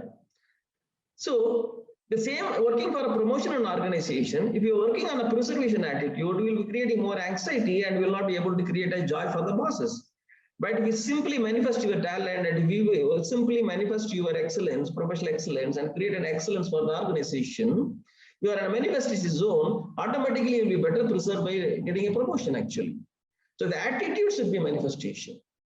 So choosing the attitude of, because I'm talking about one duality. When you go down every duality, we can handle differently actually. Every duality of life. If you want exclusively love in life, you'll be the most angry person. How many of you are able to understand? If you want in the love anger duality, if one wants only love in life, he will be the most angry person in the world. Because he will not get the love he wants in the life actually. Yes, yes. Yes. Because So your possessiveness, you develop possessiveness. Is absolutely, yeah. So in duality, we choose love as the better duality for life and only want love in life, you will be the most angry person. So you'll get exactly what is opposite to you chosen actually.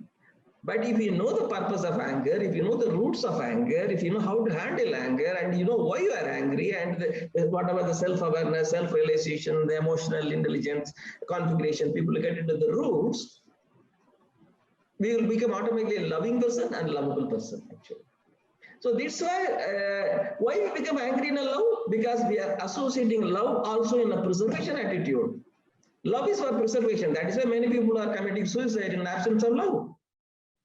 Because for them, why there is a love failure and a suicide will happen?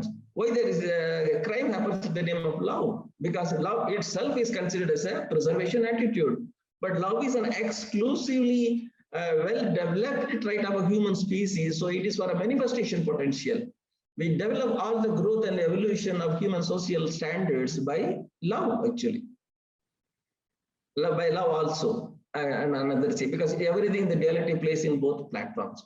So this way, if you don't this duality handling just in the preservation and manifestation attitude, one aspect of duality we are discussing, there are thousands of duality in life, because each duality creates a tree of duality, and it is an exponentially growing duality in life, actually. So are we conscious? Because everything, every decision you take, a merit and demerit, a pros and cons. So what part you are choosing, what constituents are ready, and that is a duality handling of life. And the moment we are aware of duality, and the moment we are fully understand that duality is an essential aspect of life, and that's a fundamental engineering of life, our patience, our tolerance towards fellow human beings or anything in the life will be exponentially very transformed status, actually. So that is about one example of duality, and we discussed about the preservation and manifestation. I hope my screens are visible and you are able to see what I'm talking. Yes. Thank you.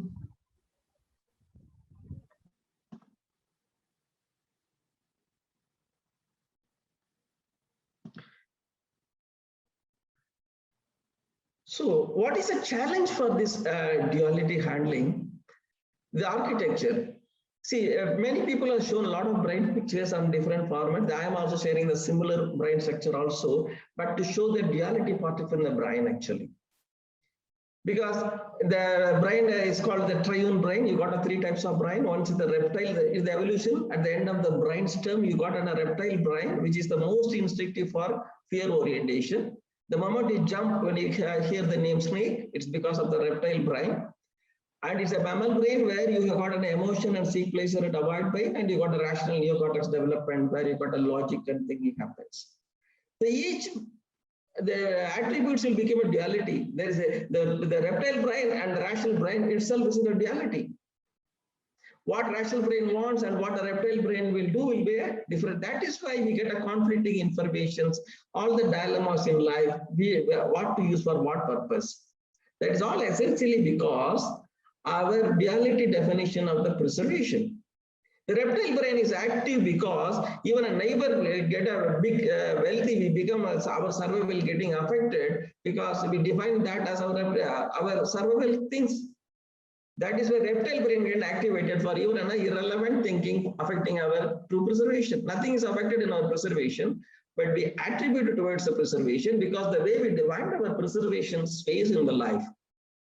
So which part of the brain become active also depend upon how we consciously built our subconscious mind, because our subconscious mind is nothing but what we consciously built earlier.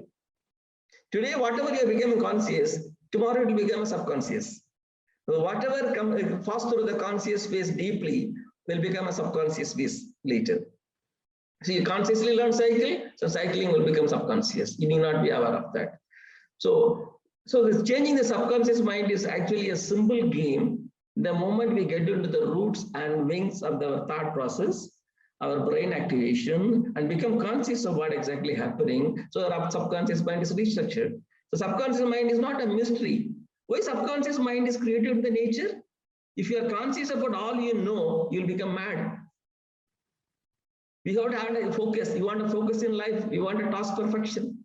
That is possible only with the limited data handling. The way computer takes only limited data from the hardware. The conscious mind also can handle only limited data. So, but the conscious mind is a good processor. It handles the right data rightly. Then it feeds the subconscious mind. It becomes a very good thing. I'll tell a small story how the subconscious mind has got a built-in conflicts actually. When we are parenting a child, a mother do not want a small 6 years old boy to go out in the night outside on his own.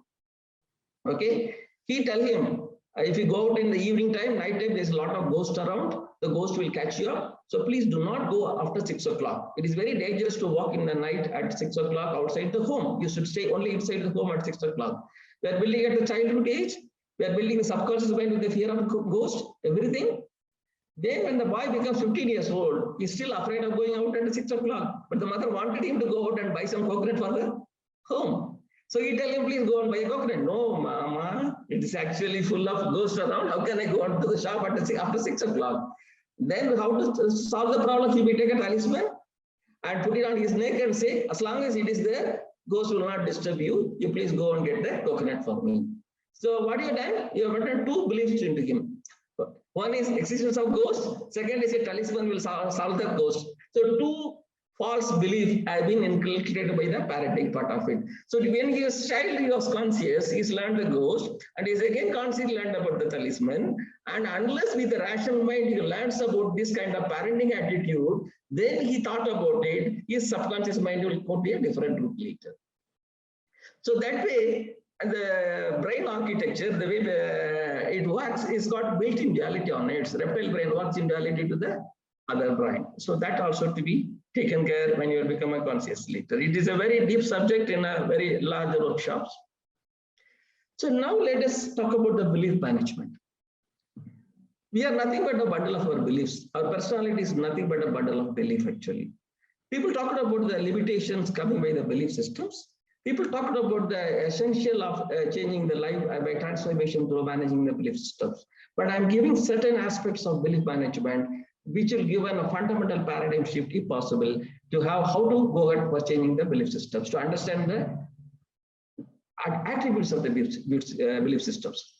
First, let us agree that belief is inevitable. Belief is inevitable in life because you cannot be 100% knowledge. You have always limited knowledge. Limitation of perception and knowledge creates, because science is continuously growing. 100 years back, what science knows today, and they have to go on certain belief systems only. So belief is an inevitable part of life. At the same time, it is just a choice, because it is neither a fact nor a truth. It is a convenient choice of believing it. If our belief is troubling us, then we bought a wrong product in the belief market available in the society. The belief supermarket of the society, you purchased the wrong product if the belief is creating, your own belief is creating uncomfort and displeasure for you. Buy the right product, what makes you comfortable. When you're going to buy a product, you want to be, it's beautiful, it want to be useful, it want to be pleasant, it be a good smelling product, you are buying it. But when you are buying a belief, you buy that troubles us actually. A lot of beliefs are troubling us. So let us understand belief is nothing inevitable, but it's a matter of choice. I'm giving certain things what is happening about the belief management systems, belief mismanagement happening in the world.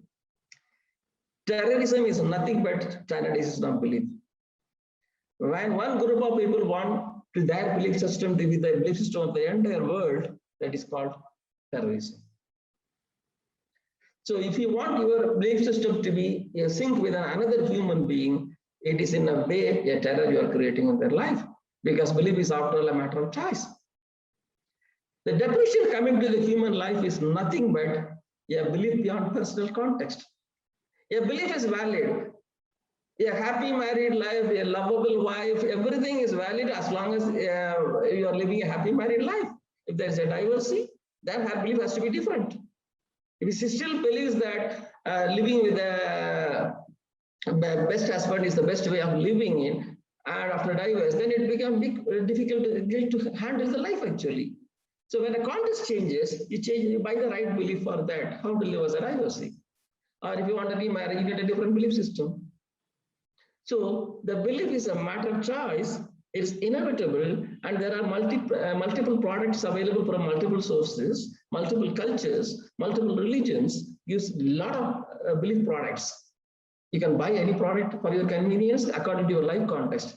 So all our depression in human life is trying to sustain a belief beyond our context actually.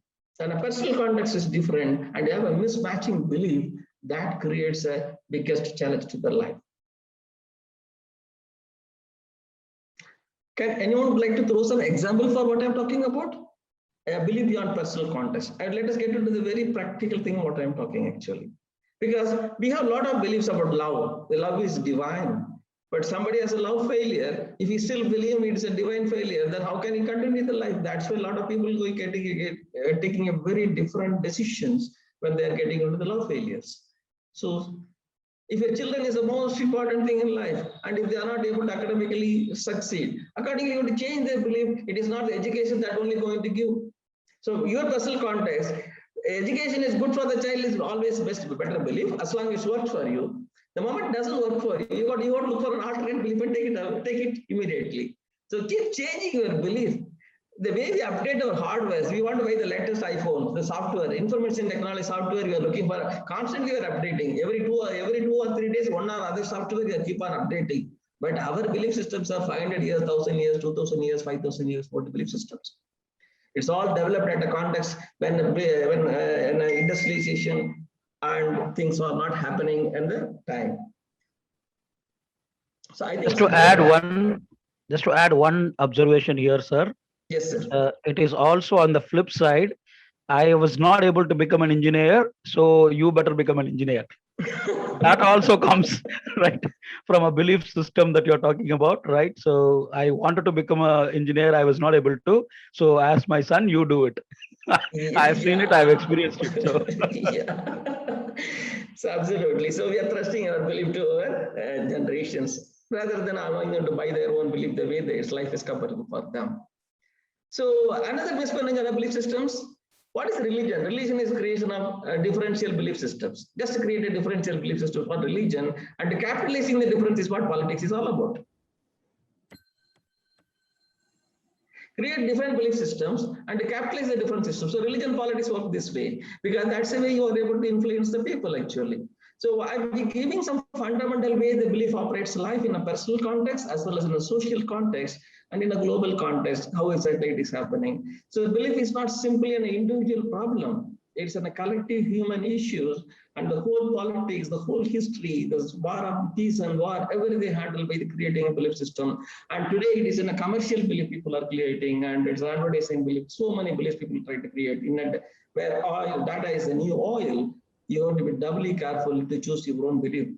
Unless we have such a strong conviction that it is my belief, my choice, there's a multi-specialty supermarket is available. I go to any geography, I go to any culture, I go to any religion, and buy any belief which is most comfortable to me in my life and aligned with my lives and values. Just to keep you informed, your time is getting over. It's over almost. And finish up in a minute's time. Thank you. Yeah, sir, I will not take more than a minute. So that way, another difference between the rational and the irrational belief is thin difference of belief of the is what I discussed. The rational and irrational belief is not a bundle of a different domain. It is just a continuing a belief beyond the context actually. So the third dimension of life, mind has got 4 aspects to live in our classical Indian philosophy also, which is called identity, ahamkara. The identity is nothing but people get sticking with their identity either as a nation, religion, family, many things there. The status what they want to preserve instead of manifesting their potential. So identity is again a choice like a belief. You can keep changing your identity. You can choose your identity the way life progresses. And the way you manage memory is rightly to getting the data not from a genetic source and from only from classical sources. And how do you apply your intellect? And that awareness about all these things, what is happening to our identity, what is happening to our memory, what is happening to our analysis, all that gives an idea the way your consciousness operates. So let us play life by managing 3 dimensions: duality management, belief management, and mind management.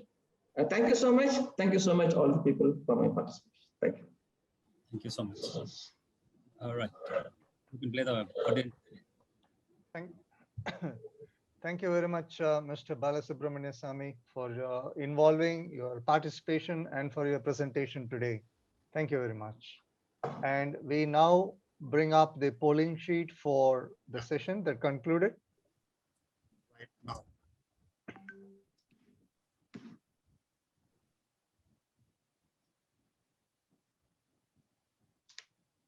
Friends, please scroll down to see all the 10 questions and answer.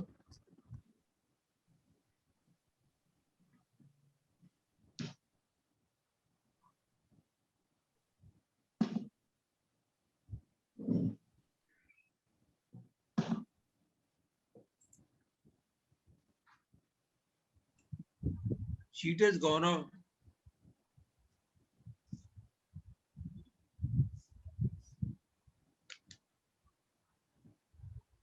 Some time because sheet we have to start from the beginning.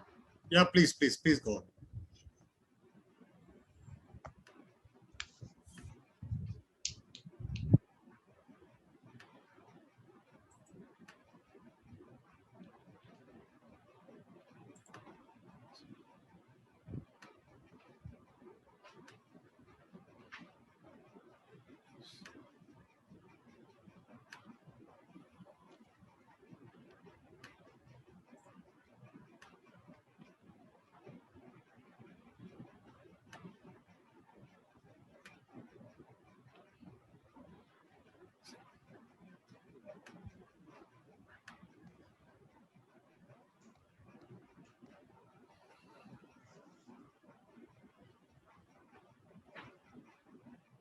No worries, we have 1 more minute.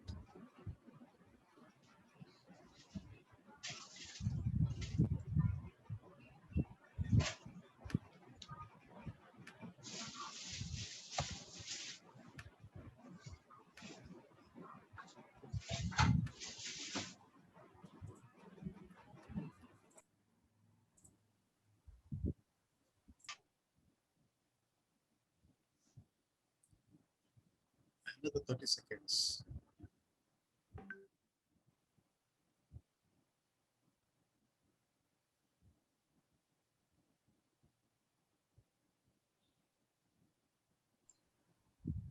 So my poll has submitted or not?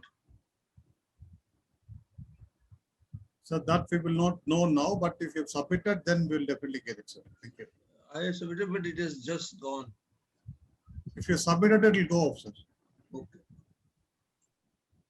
Thank you. I'm ending the poll. Thank you very much, Durga Prasad. And I would request Mr. Daniel to come over and do a short introduction about Mr. Arun Subramaniam's program on. Yeah, Mr. Daniel. Right. Thank you, Mr. Mohan Raju. Well, friends, this competition, the best trainer in the world, is being financed by TopLeague Training and Business Consulting through Mr. Arun Subramaniam's Pay What You Want program. The program's name is Persuasion, the Science of Shared Solutions. This is a 4-hour slice of his highly popular and successful 45-hour program, Who Are You Talking To? This program is based upon the research work of Nobel Prize winner Daniel Kahneman. In these 4 hours, Mr. Arun Subramaniam will be discussing how the mind works, how to influence the subconscious mind, what are the pressure points which, when addressed, will get the desired result of behavioral change. If you want to succeed in life and persuade people to do what you want, please attend this program. The program is on 25th of April. It's Sunday. It starts at 10:30 and goes up to 12:30 in the pre-noon section and 2 p.m. to 4 p.m. in the afternoon. It's totally a 4-hour program. Internationally, the entire program is priced at $1,500 US. So this 4 hour will be something like around 12,000 Indian rupee. But you can join paying whatever you want. So for more details, we'd like to play the video. Kindly go through the video and you'll get more insights into the program.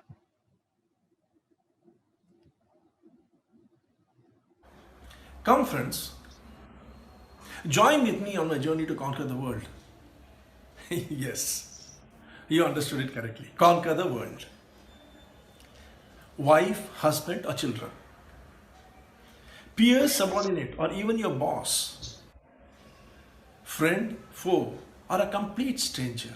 Believe me, no one is going to be immune to your charm and your ability to influence after you complete this workshop.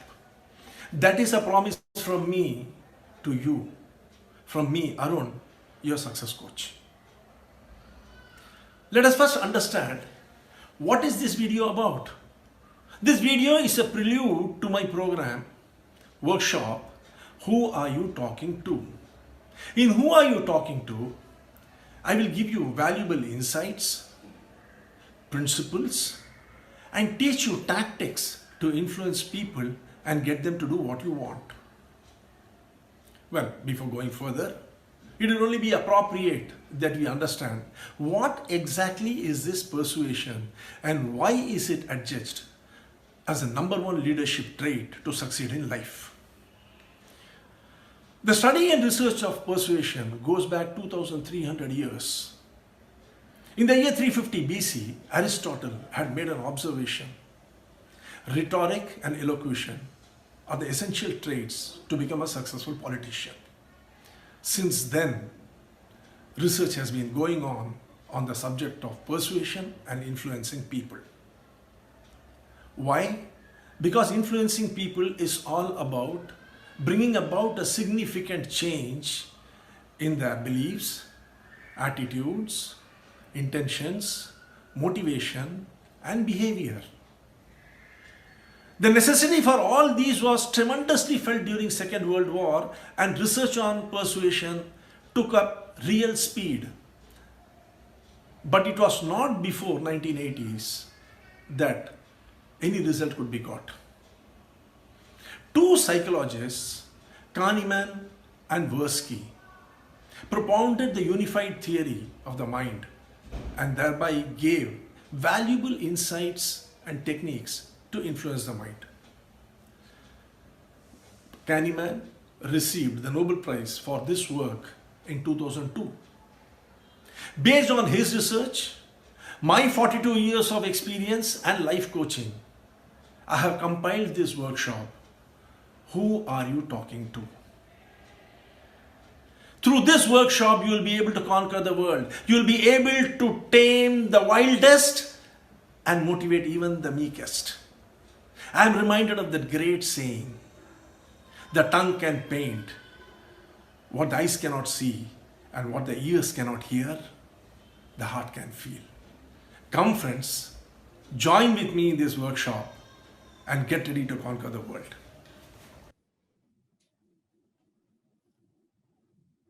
The link will be provided in the chat box.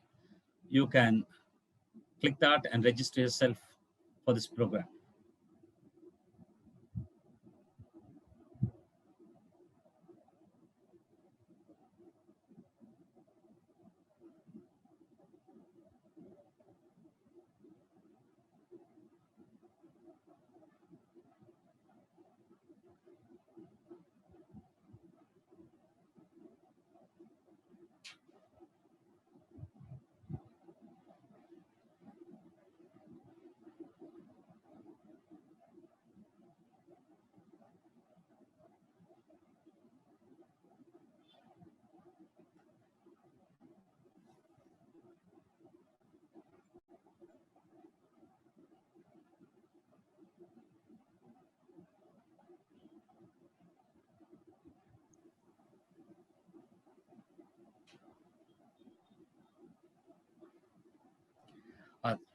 Thank you, and over to you, Mr. Mohan Raju.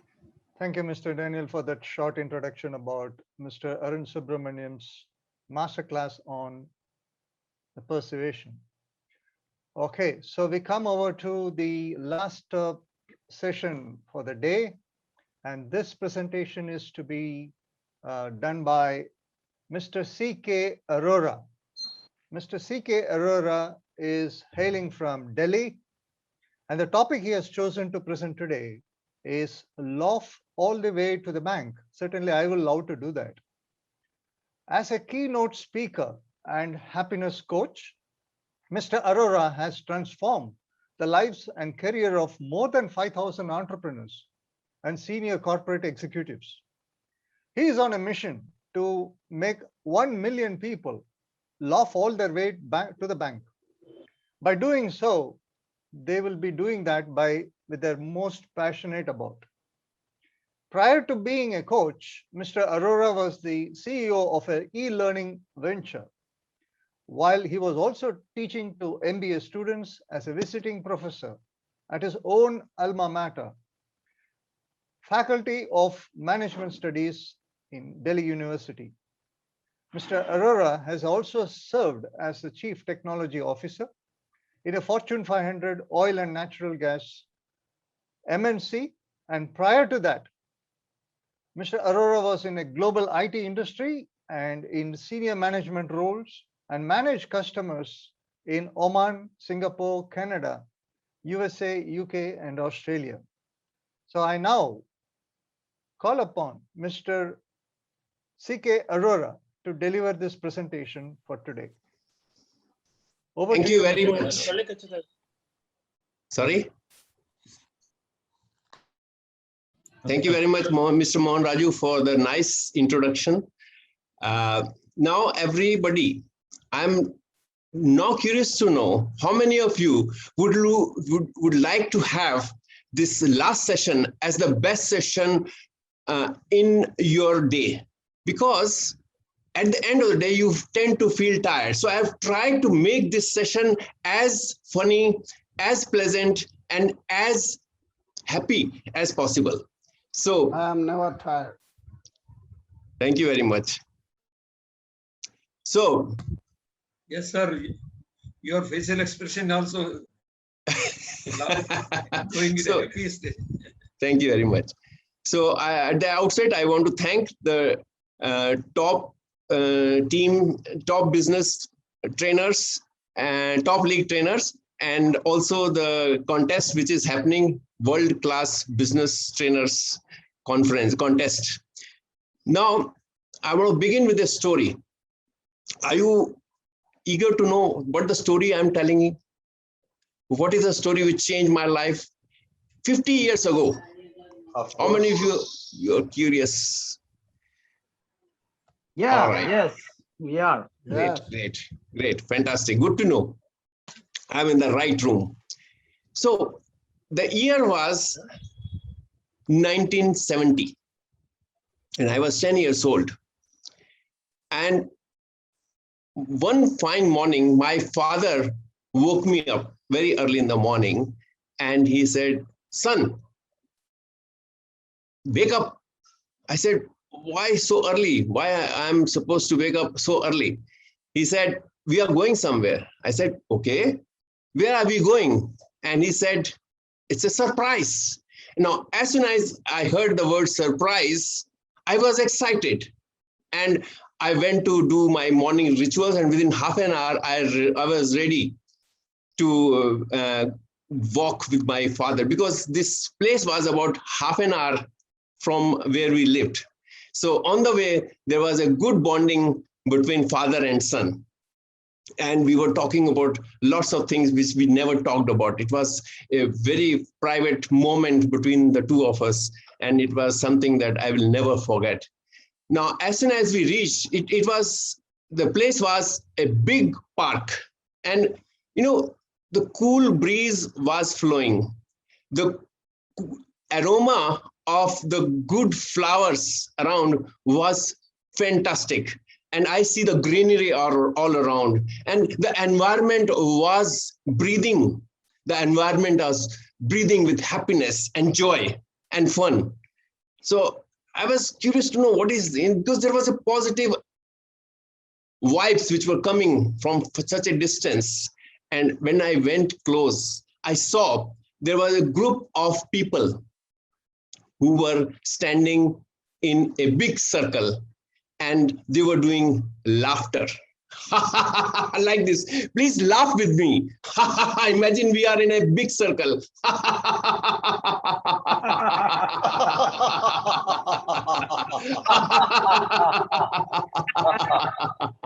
You are doing this.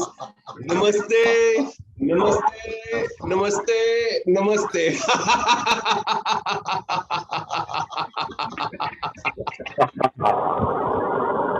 Followed by a lot of breathing exercises, pranayam, yoga, and all the fantastic meditation. And I was mesmerized. As the session ended for everybody, but for me and my father, the session was yet to finish because we were coming from such a distance, and the organizer of that session was the close friend of my dad. He took us to his place, and there was another surprise waiting for us. So as we went closer, we saw that the ladies were doing the squeezing of the mangoes. You know, this mango, they were just squeezing, and imagine there is a glass, and they were just squeezing the fresh juice out of that into the glass. And then they had another glass which was full of milk, and then they were blending the two and laughing with it. Laugh with me.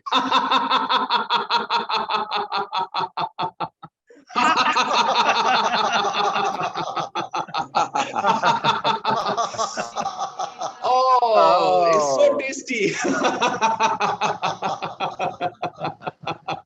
So that event changed the whole of my life. So whenever I feel sad, whenever I feel challenged, I just have to press that button, you know, that memory button, and I am instantly becoming a happy person. Now, let me share my screen with you.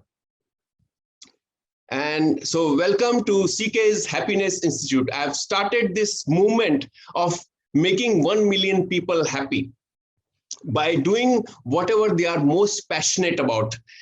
So I believe that if you have laughter in your pocket, all right, your business or career will shoot like a rocket. So now for this next 25 minutes, I have an agenda. I'm promising you 3 outcomes. So first outcome is a 5-step system of generating happiness for every day of your life, where the money will fall on you like raindrops. Second promised outcome is an explanation of how you will get tons of opportunities and money just by laughing. And the third outcome is a blueprint to get the true happiness. Are you excited? Yes, yes. Great. So I have written a book called Laugh Lines. So you can visit the link laughlines.org and you will get the Amazon link over there. It has some explanation of why this book is worth reading. All right, so this is just 197 rupees, and I'm not going to, because this is not a commercial presentation, so let me just skip that part. And so I'll go straight to the first promised outcome, which is a 5-step system of generating happiness for every day of your life, where the money will fall on you like raindrops. So this is the 5-step. Now, before I discuss that, let me ask you. Now, everybody can unmute themselves and answer this question for me. Why do we do whatever we do? What is the purpose of every action, every human endeavor, every project, every education? To be happy. To be happy, right?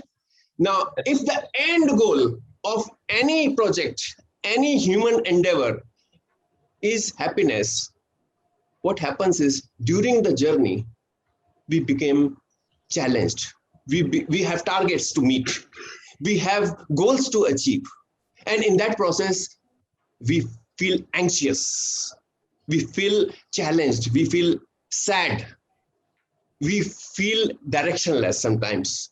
And that takes away the possibility of achieving that goal.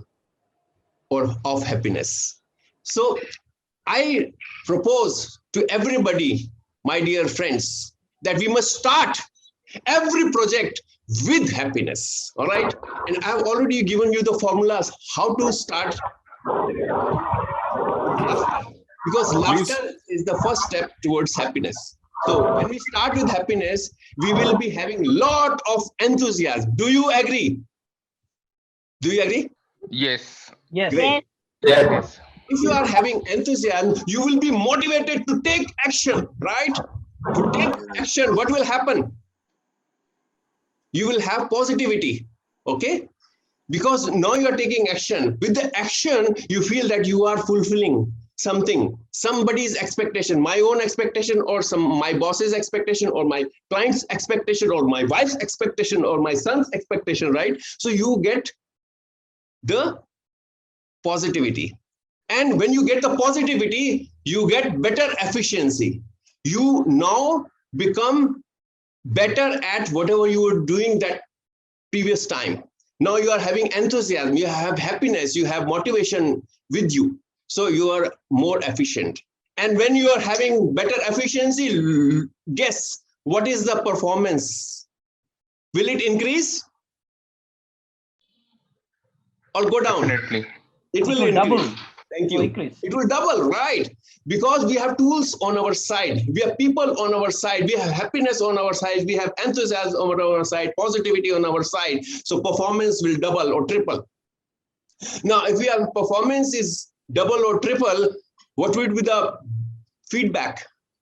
Would it be better also? Returns will be double as well. Fantastic. Thank you very much. Sir, may I just request you to put the slide on a full mode so that we could see all? Yeah, sure. That's a great idea. Thank you. Yeah. So let me do that.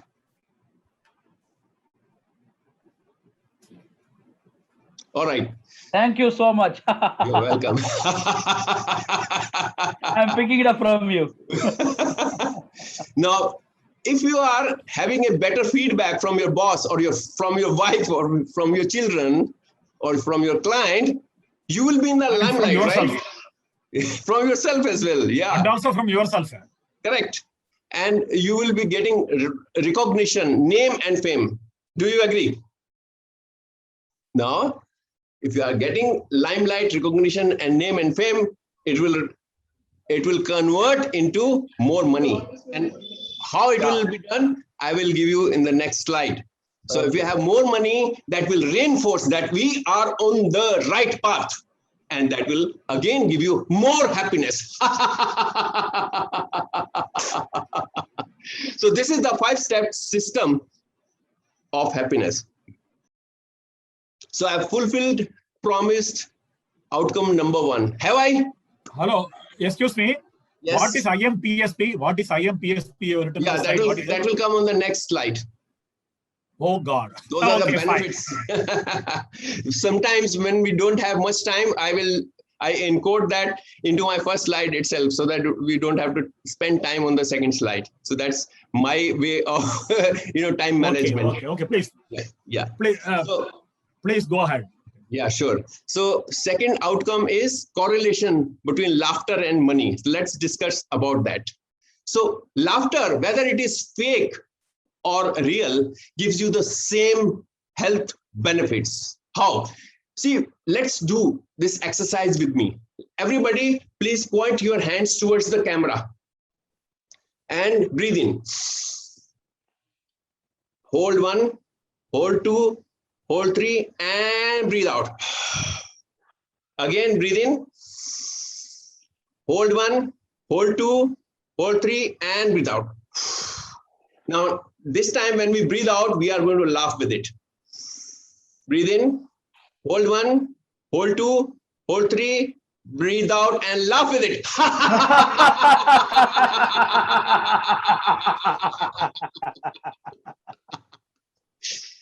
So if you have noticed, in the process of laughter, we are doing exhaling.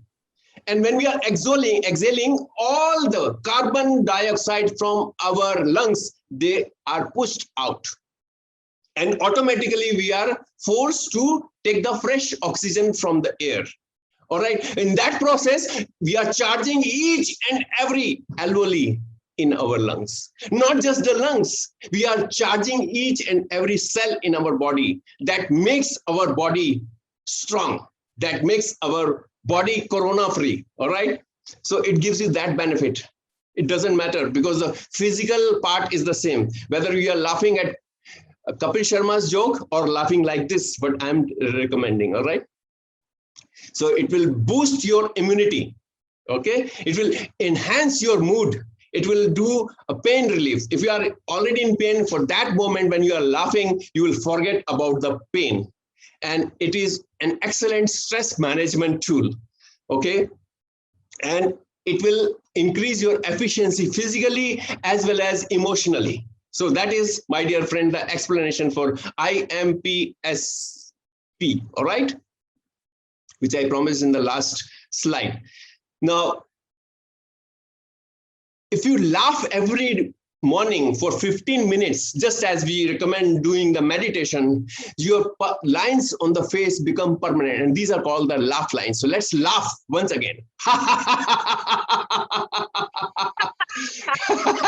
You see, lines on my face. That makes our body very attractive. And you have charisma, and you have positivity, and you have the charm, and you have the magnetism. You become the people's magnet. Do you agree? You don't need Fair and Lovely or Fair and Handsome anymore. It's a natural laughter cream that you're applying every morning. Now, when you have all these qualities, tons of opportunities are waiting for you in the form of love, romance, marriage, because you have become a very likable person. Every person will like to talk to you. If you are unmarried, this is the best you can do for yourself to attract the opposite sex. And if you are in a job, you get the increment, you get the promotion. And if you are already a student sitting in the campus interview, you will get a job also, you know, and all this means that you are going to get more money. If you are an entrepreneur or a trainer, you are going to get more projects, you are going to get more clients, and you get more alliance partners, which again translates into more money. And if you are in marketing or sales or in PR, obviously your connections will be more, and that translates into more money as well. And if you are a person who's doing internet-based marketing, sitting at home and making millions, there are a lot of people like that, and I'm one of them. So the personal branding and success also increases with your more contacts, and that also translates into more dollars. So I fulfilled the promise outcome number 2 as well. Have I? I want to check how an explanation of how you'll get tons of opportunities and money just by laughing. Do you agree? Yes, of course. No money spent, just laugh. Now we come to the third one and the last one, a blueprint to get that true happiness. Are you excited to learn about that? Are you? Thank you. Great. I am feeling very good, positive energy from all of you. Thank you for receiving this so well. So first thing we need to do is this laugh line, that this course that I have created. It is for the health and benefits, health and fitness benefits. Now, I've told you about the immunity. I've told you about the stress management. I have told you about everything. What I have not told you is that when you laugh every morning, what happens is that you attract a lot of people who are also doing the same. You have a community of your own. And once you are in a part of a laughter community, what you get is a lot of solutions for all the challenges that you have. So this is like a new world that I want to invite you to join. All right. So this is why the name of my book is Laugh Lines.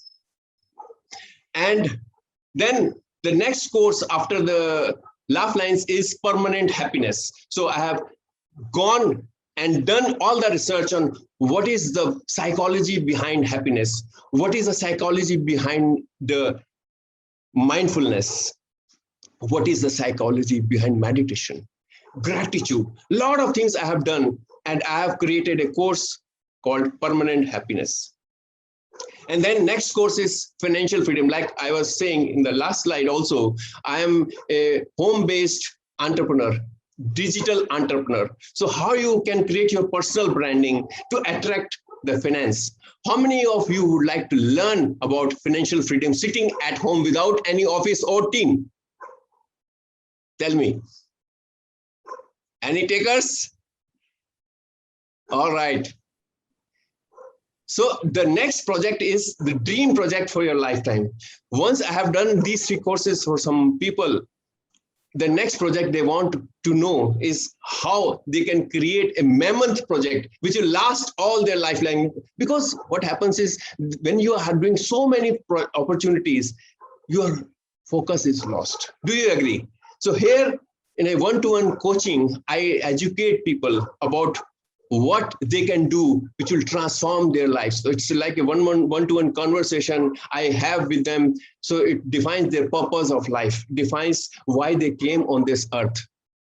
So it's like a spiritual one-to-one session, series of sessions, and that defines their true character, their true purpose, and their true being. And lastly, once you have all these 4 things, the next step is, because now you are full of money, you're full of happiness, you're full of health.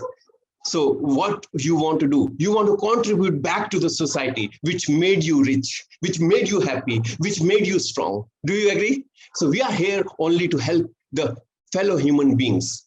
Like in coronavirus time, we saw that there is a person called Sonu Sood, he was helping lot of laborers to go back to their homes. And likewise, we have seen so many people come out of their shells and they became celebrities instantly by just helping people, So happiness is that we derive from helping others is immense. And you can carry forward that good karma to your next life also. So that, my dear friends, was a journey of the true happiness. So did you get any value out of the session so far? Yes? Of course, yes. Thank you. Yes. Definitely. All right. So if you like to get some more value, what you need to do? Do you think you deserve to be happy at every moment of your day, every day, for the rest of your life? Yes. All right, great. Are you willing to partner with me to make this world a happy place? Yes. Yes. All right, great. I'm passionate about building great products, great careers, great businesses for my clients, so that together we can make this world a better place. I have 38 years of experience in strategizing and designing innovative products and services for startups to the world's biggest brands, such as Shell India, Toyota Australia, AT&T USA, Bell South USA, London Electricity, Bell Cross of Atlantic Canada, Treehouse USA, GTO Oman, and Fujitsu Singapore. And the next one is you, my dear friend. I'm excited to partner with you to make your journey a smoother and joyful one. And my mission, as I've informed you earlier, is that I am on a mission to make a difference in the lives of 1 million people. How many people? 1 million. 1 million. By making them laugh, smile, and be happy. Doing whatever they are most passionate about so that they can literally laugh all the way to the bank. And why partner with me? I want to just give you some more details. And the best secret for happiness is to stay close to the happy people. Like I was saying, if you are in the company of people who are laughing, the company of people who are highly motivated, the company of people who are trainers, coaches, you get the positive energy. Whenever you are sad, just watch this recording of this video, my dear friend. You will be energized. Such is the effect. And as the most optimistic person on the earth, I focus on possibilities. The opportunities appear automatically like the raindrops. So I lead by example as a business coach and NLP practitioner. I can go deep into the subconscious mind of my clients to help them achieve what they really need and desire to help them make the mankind and the world a better place. And I've created a lot of programs. One of them was 40 plus Freedom Business Challenge. So this was for people who are more than 40, but doesn't mean anything. You know, I can help, the same program can help others as well, because I'm more than 40. So this connects very well with me. So I guess the only 5 minutes are left. So now, let me just stop sharing. And there are some links that I passed on. Can those be shared, please? Thank you. Chandru sir. So you have all the links by which you can connect with me. And one of the links is basically a link to my WhatsApp group. And I'm just sharing my screen once again. It's on my screen as well, so that you can relate it. Since I have time, otherwise. So this is, the first link is basically the link to my Happiness Institute. This is a Facebook group. So I plan to hold a lot of regular happiness activities. Laughter is one of them. Then others could be dance and sing and other things, whatever you suggest. And then second link is about Happiness Hub. This is where my 30-day laughter challenge lies. So you can see all the videos there to get inspired and laugh with me while you are watching the videos. And the third one is the free resource called the bit.ly, the LL-WA, which means Laugh Lines WhatsApp group. And if you join that group, the link is already in the chat, you will be connected to my WhatsApp, and for the next 7 days, you will get a good motivational quote as well as a happiness video for the next 7 days. And then there are two pages. Yes, sir. CK, this is Rubina. Thank you so much. Since you have finished the session and the fact that it is already understood that there is no marketing here, with a lot of respect to you, we thank you for your time and your being here. All right. Thank you very much. Thank you. Thank you. Right. Thank you so much, Mohan. Thank you very much, Mr. CK Arora. Your session was very good. And we now go over to the polling for the session that just concluded. Yes. Friends, I'm sharing the questions to you. Kindly answer all the questions. Please see there are 10 questions. Please try to answer all of them. Please answer all of them.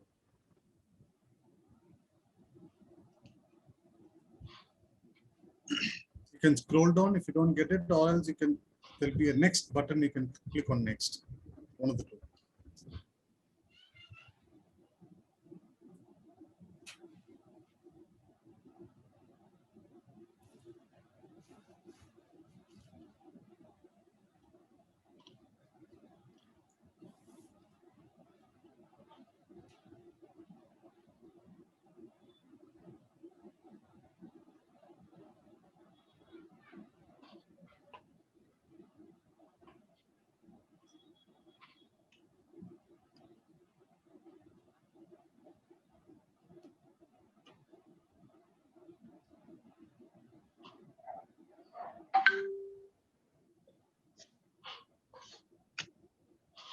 One more minute to go.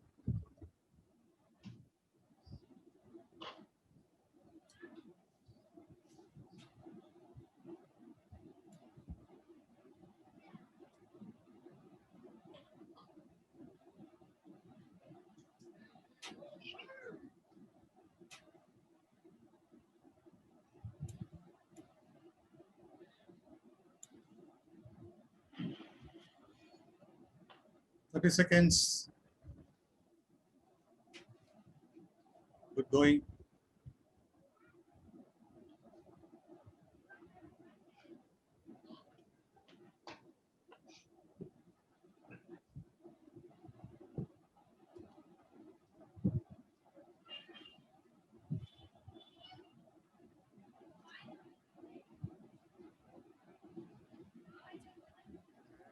polling ends now. Thank you, everyone, and over to you, Mr. Mohan. Thank you, Mr. Durga Prasad. I now would request Mr. Daniel to do the conclusion for the session today. Right. Thank you, Mr. Mohan. Well, friends, right now we are finished the third day of the world's best trainers competition. Well, it has been 3 days of enrichment. Totally, we had 15 competitors taking part, and today we had 5 of them.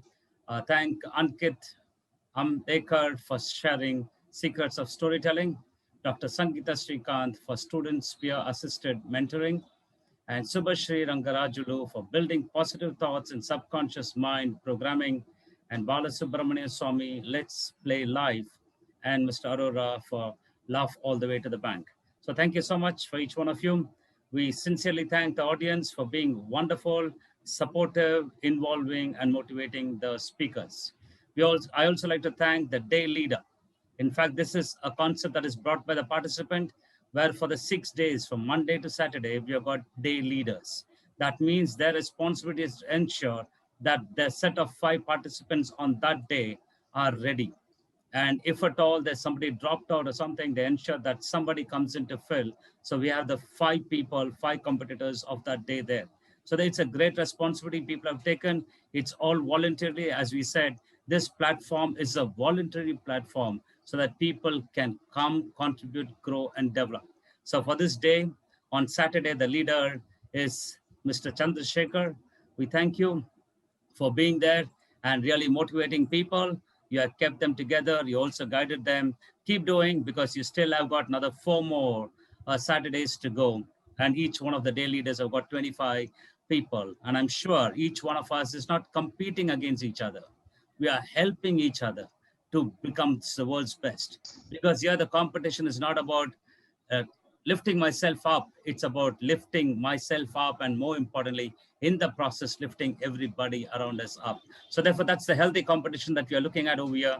And let's keep the spirit of this true sense of competition and evolve to be the world's best trainers. So we are going to meet again on 19th of April, the Monday at 6 p.m. Till such time, wish you a great Sunday, and we shall all meet again with rejuvenated energy and life. Thank you so much, and wishing you good night, Indian Standard. Good night. Thank you. Bye. Thank you all. Thank you. It's been a great session. Have a great rest of the night. Good Good day. night. Good night. Thank you. Good one. Bye-bye. Bye.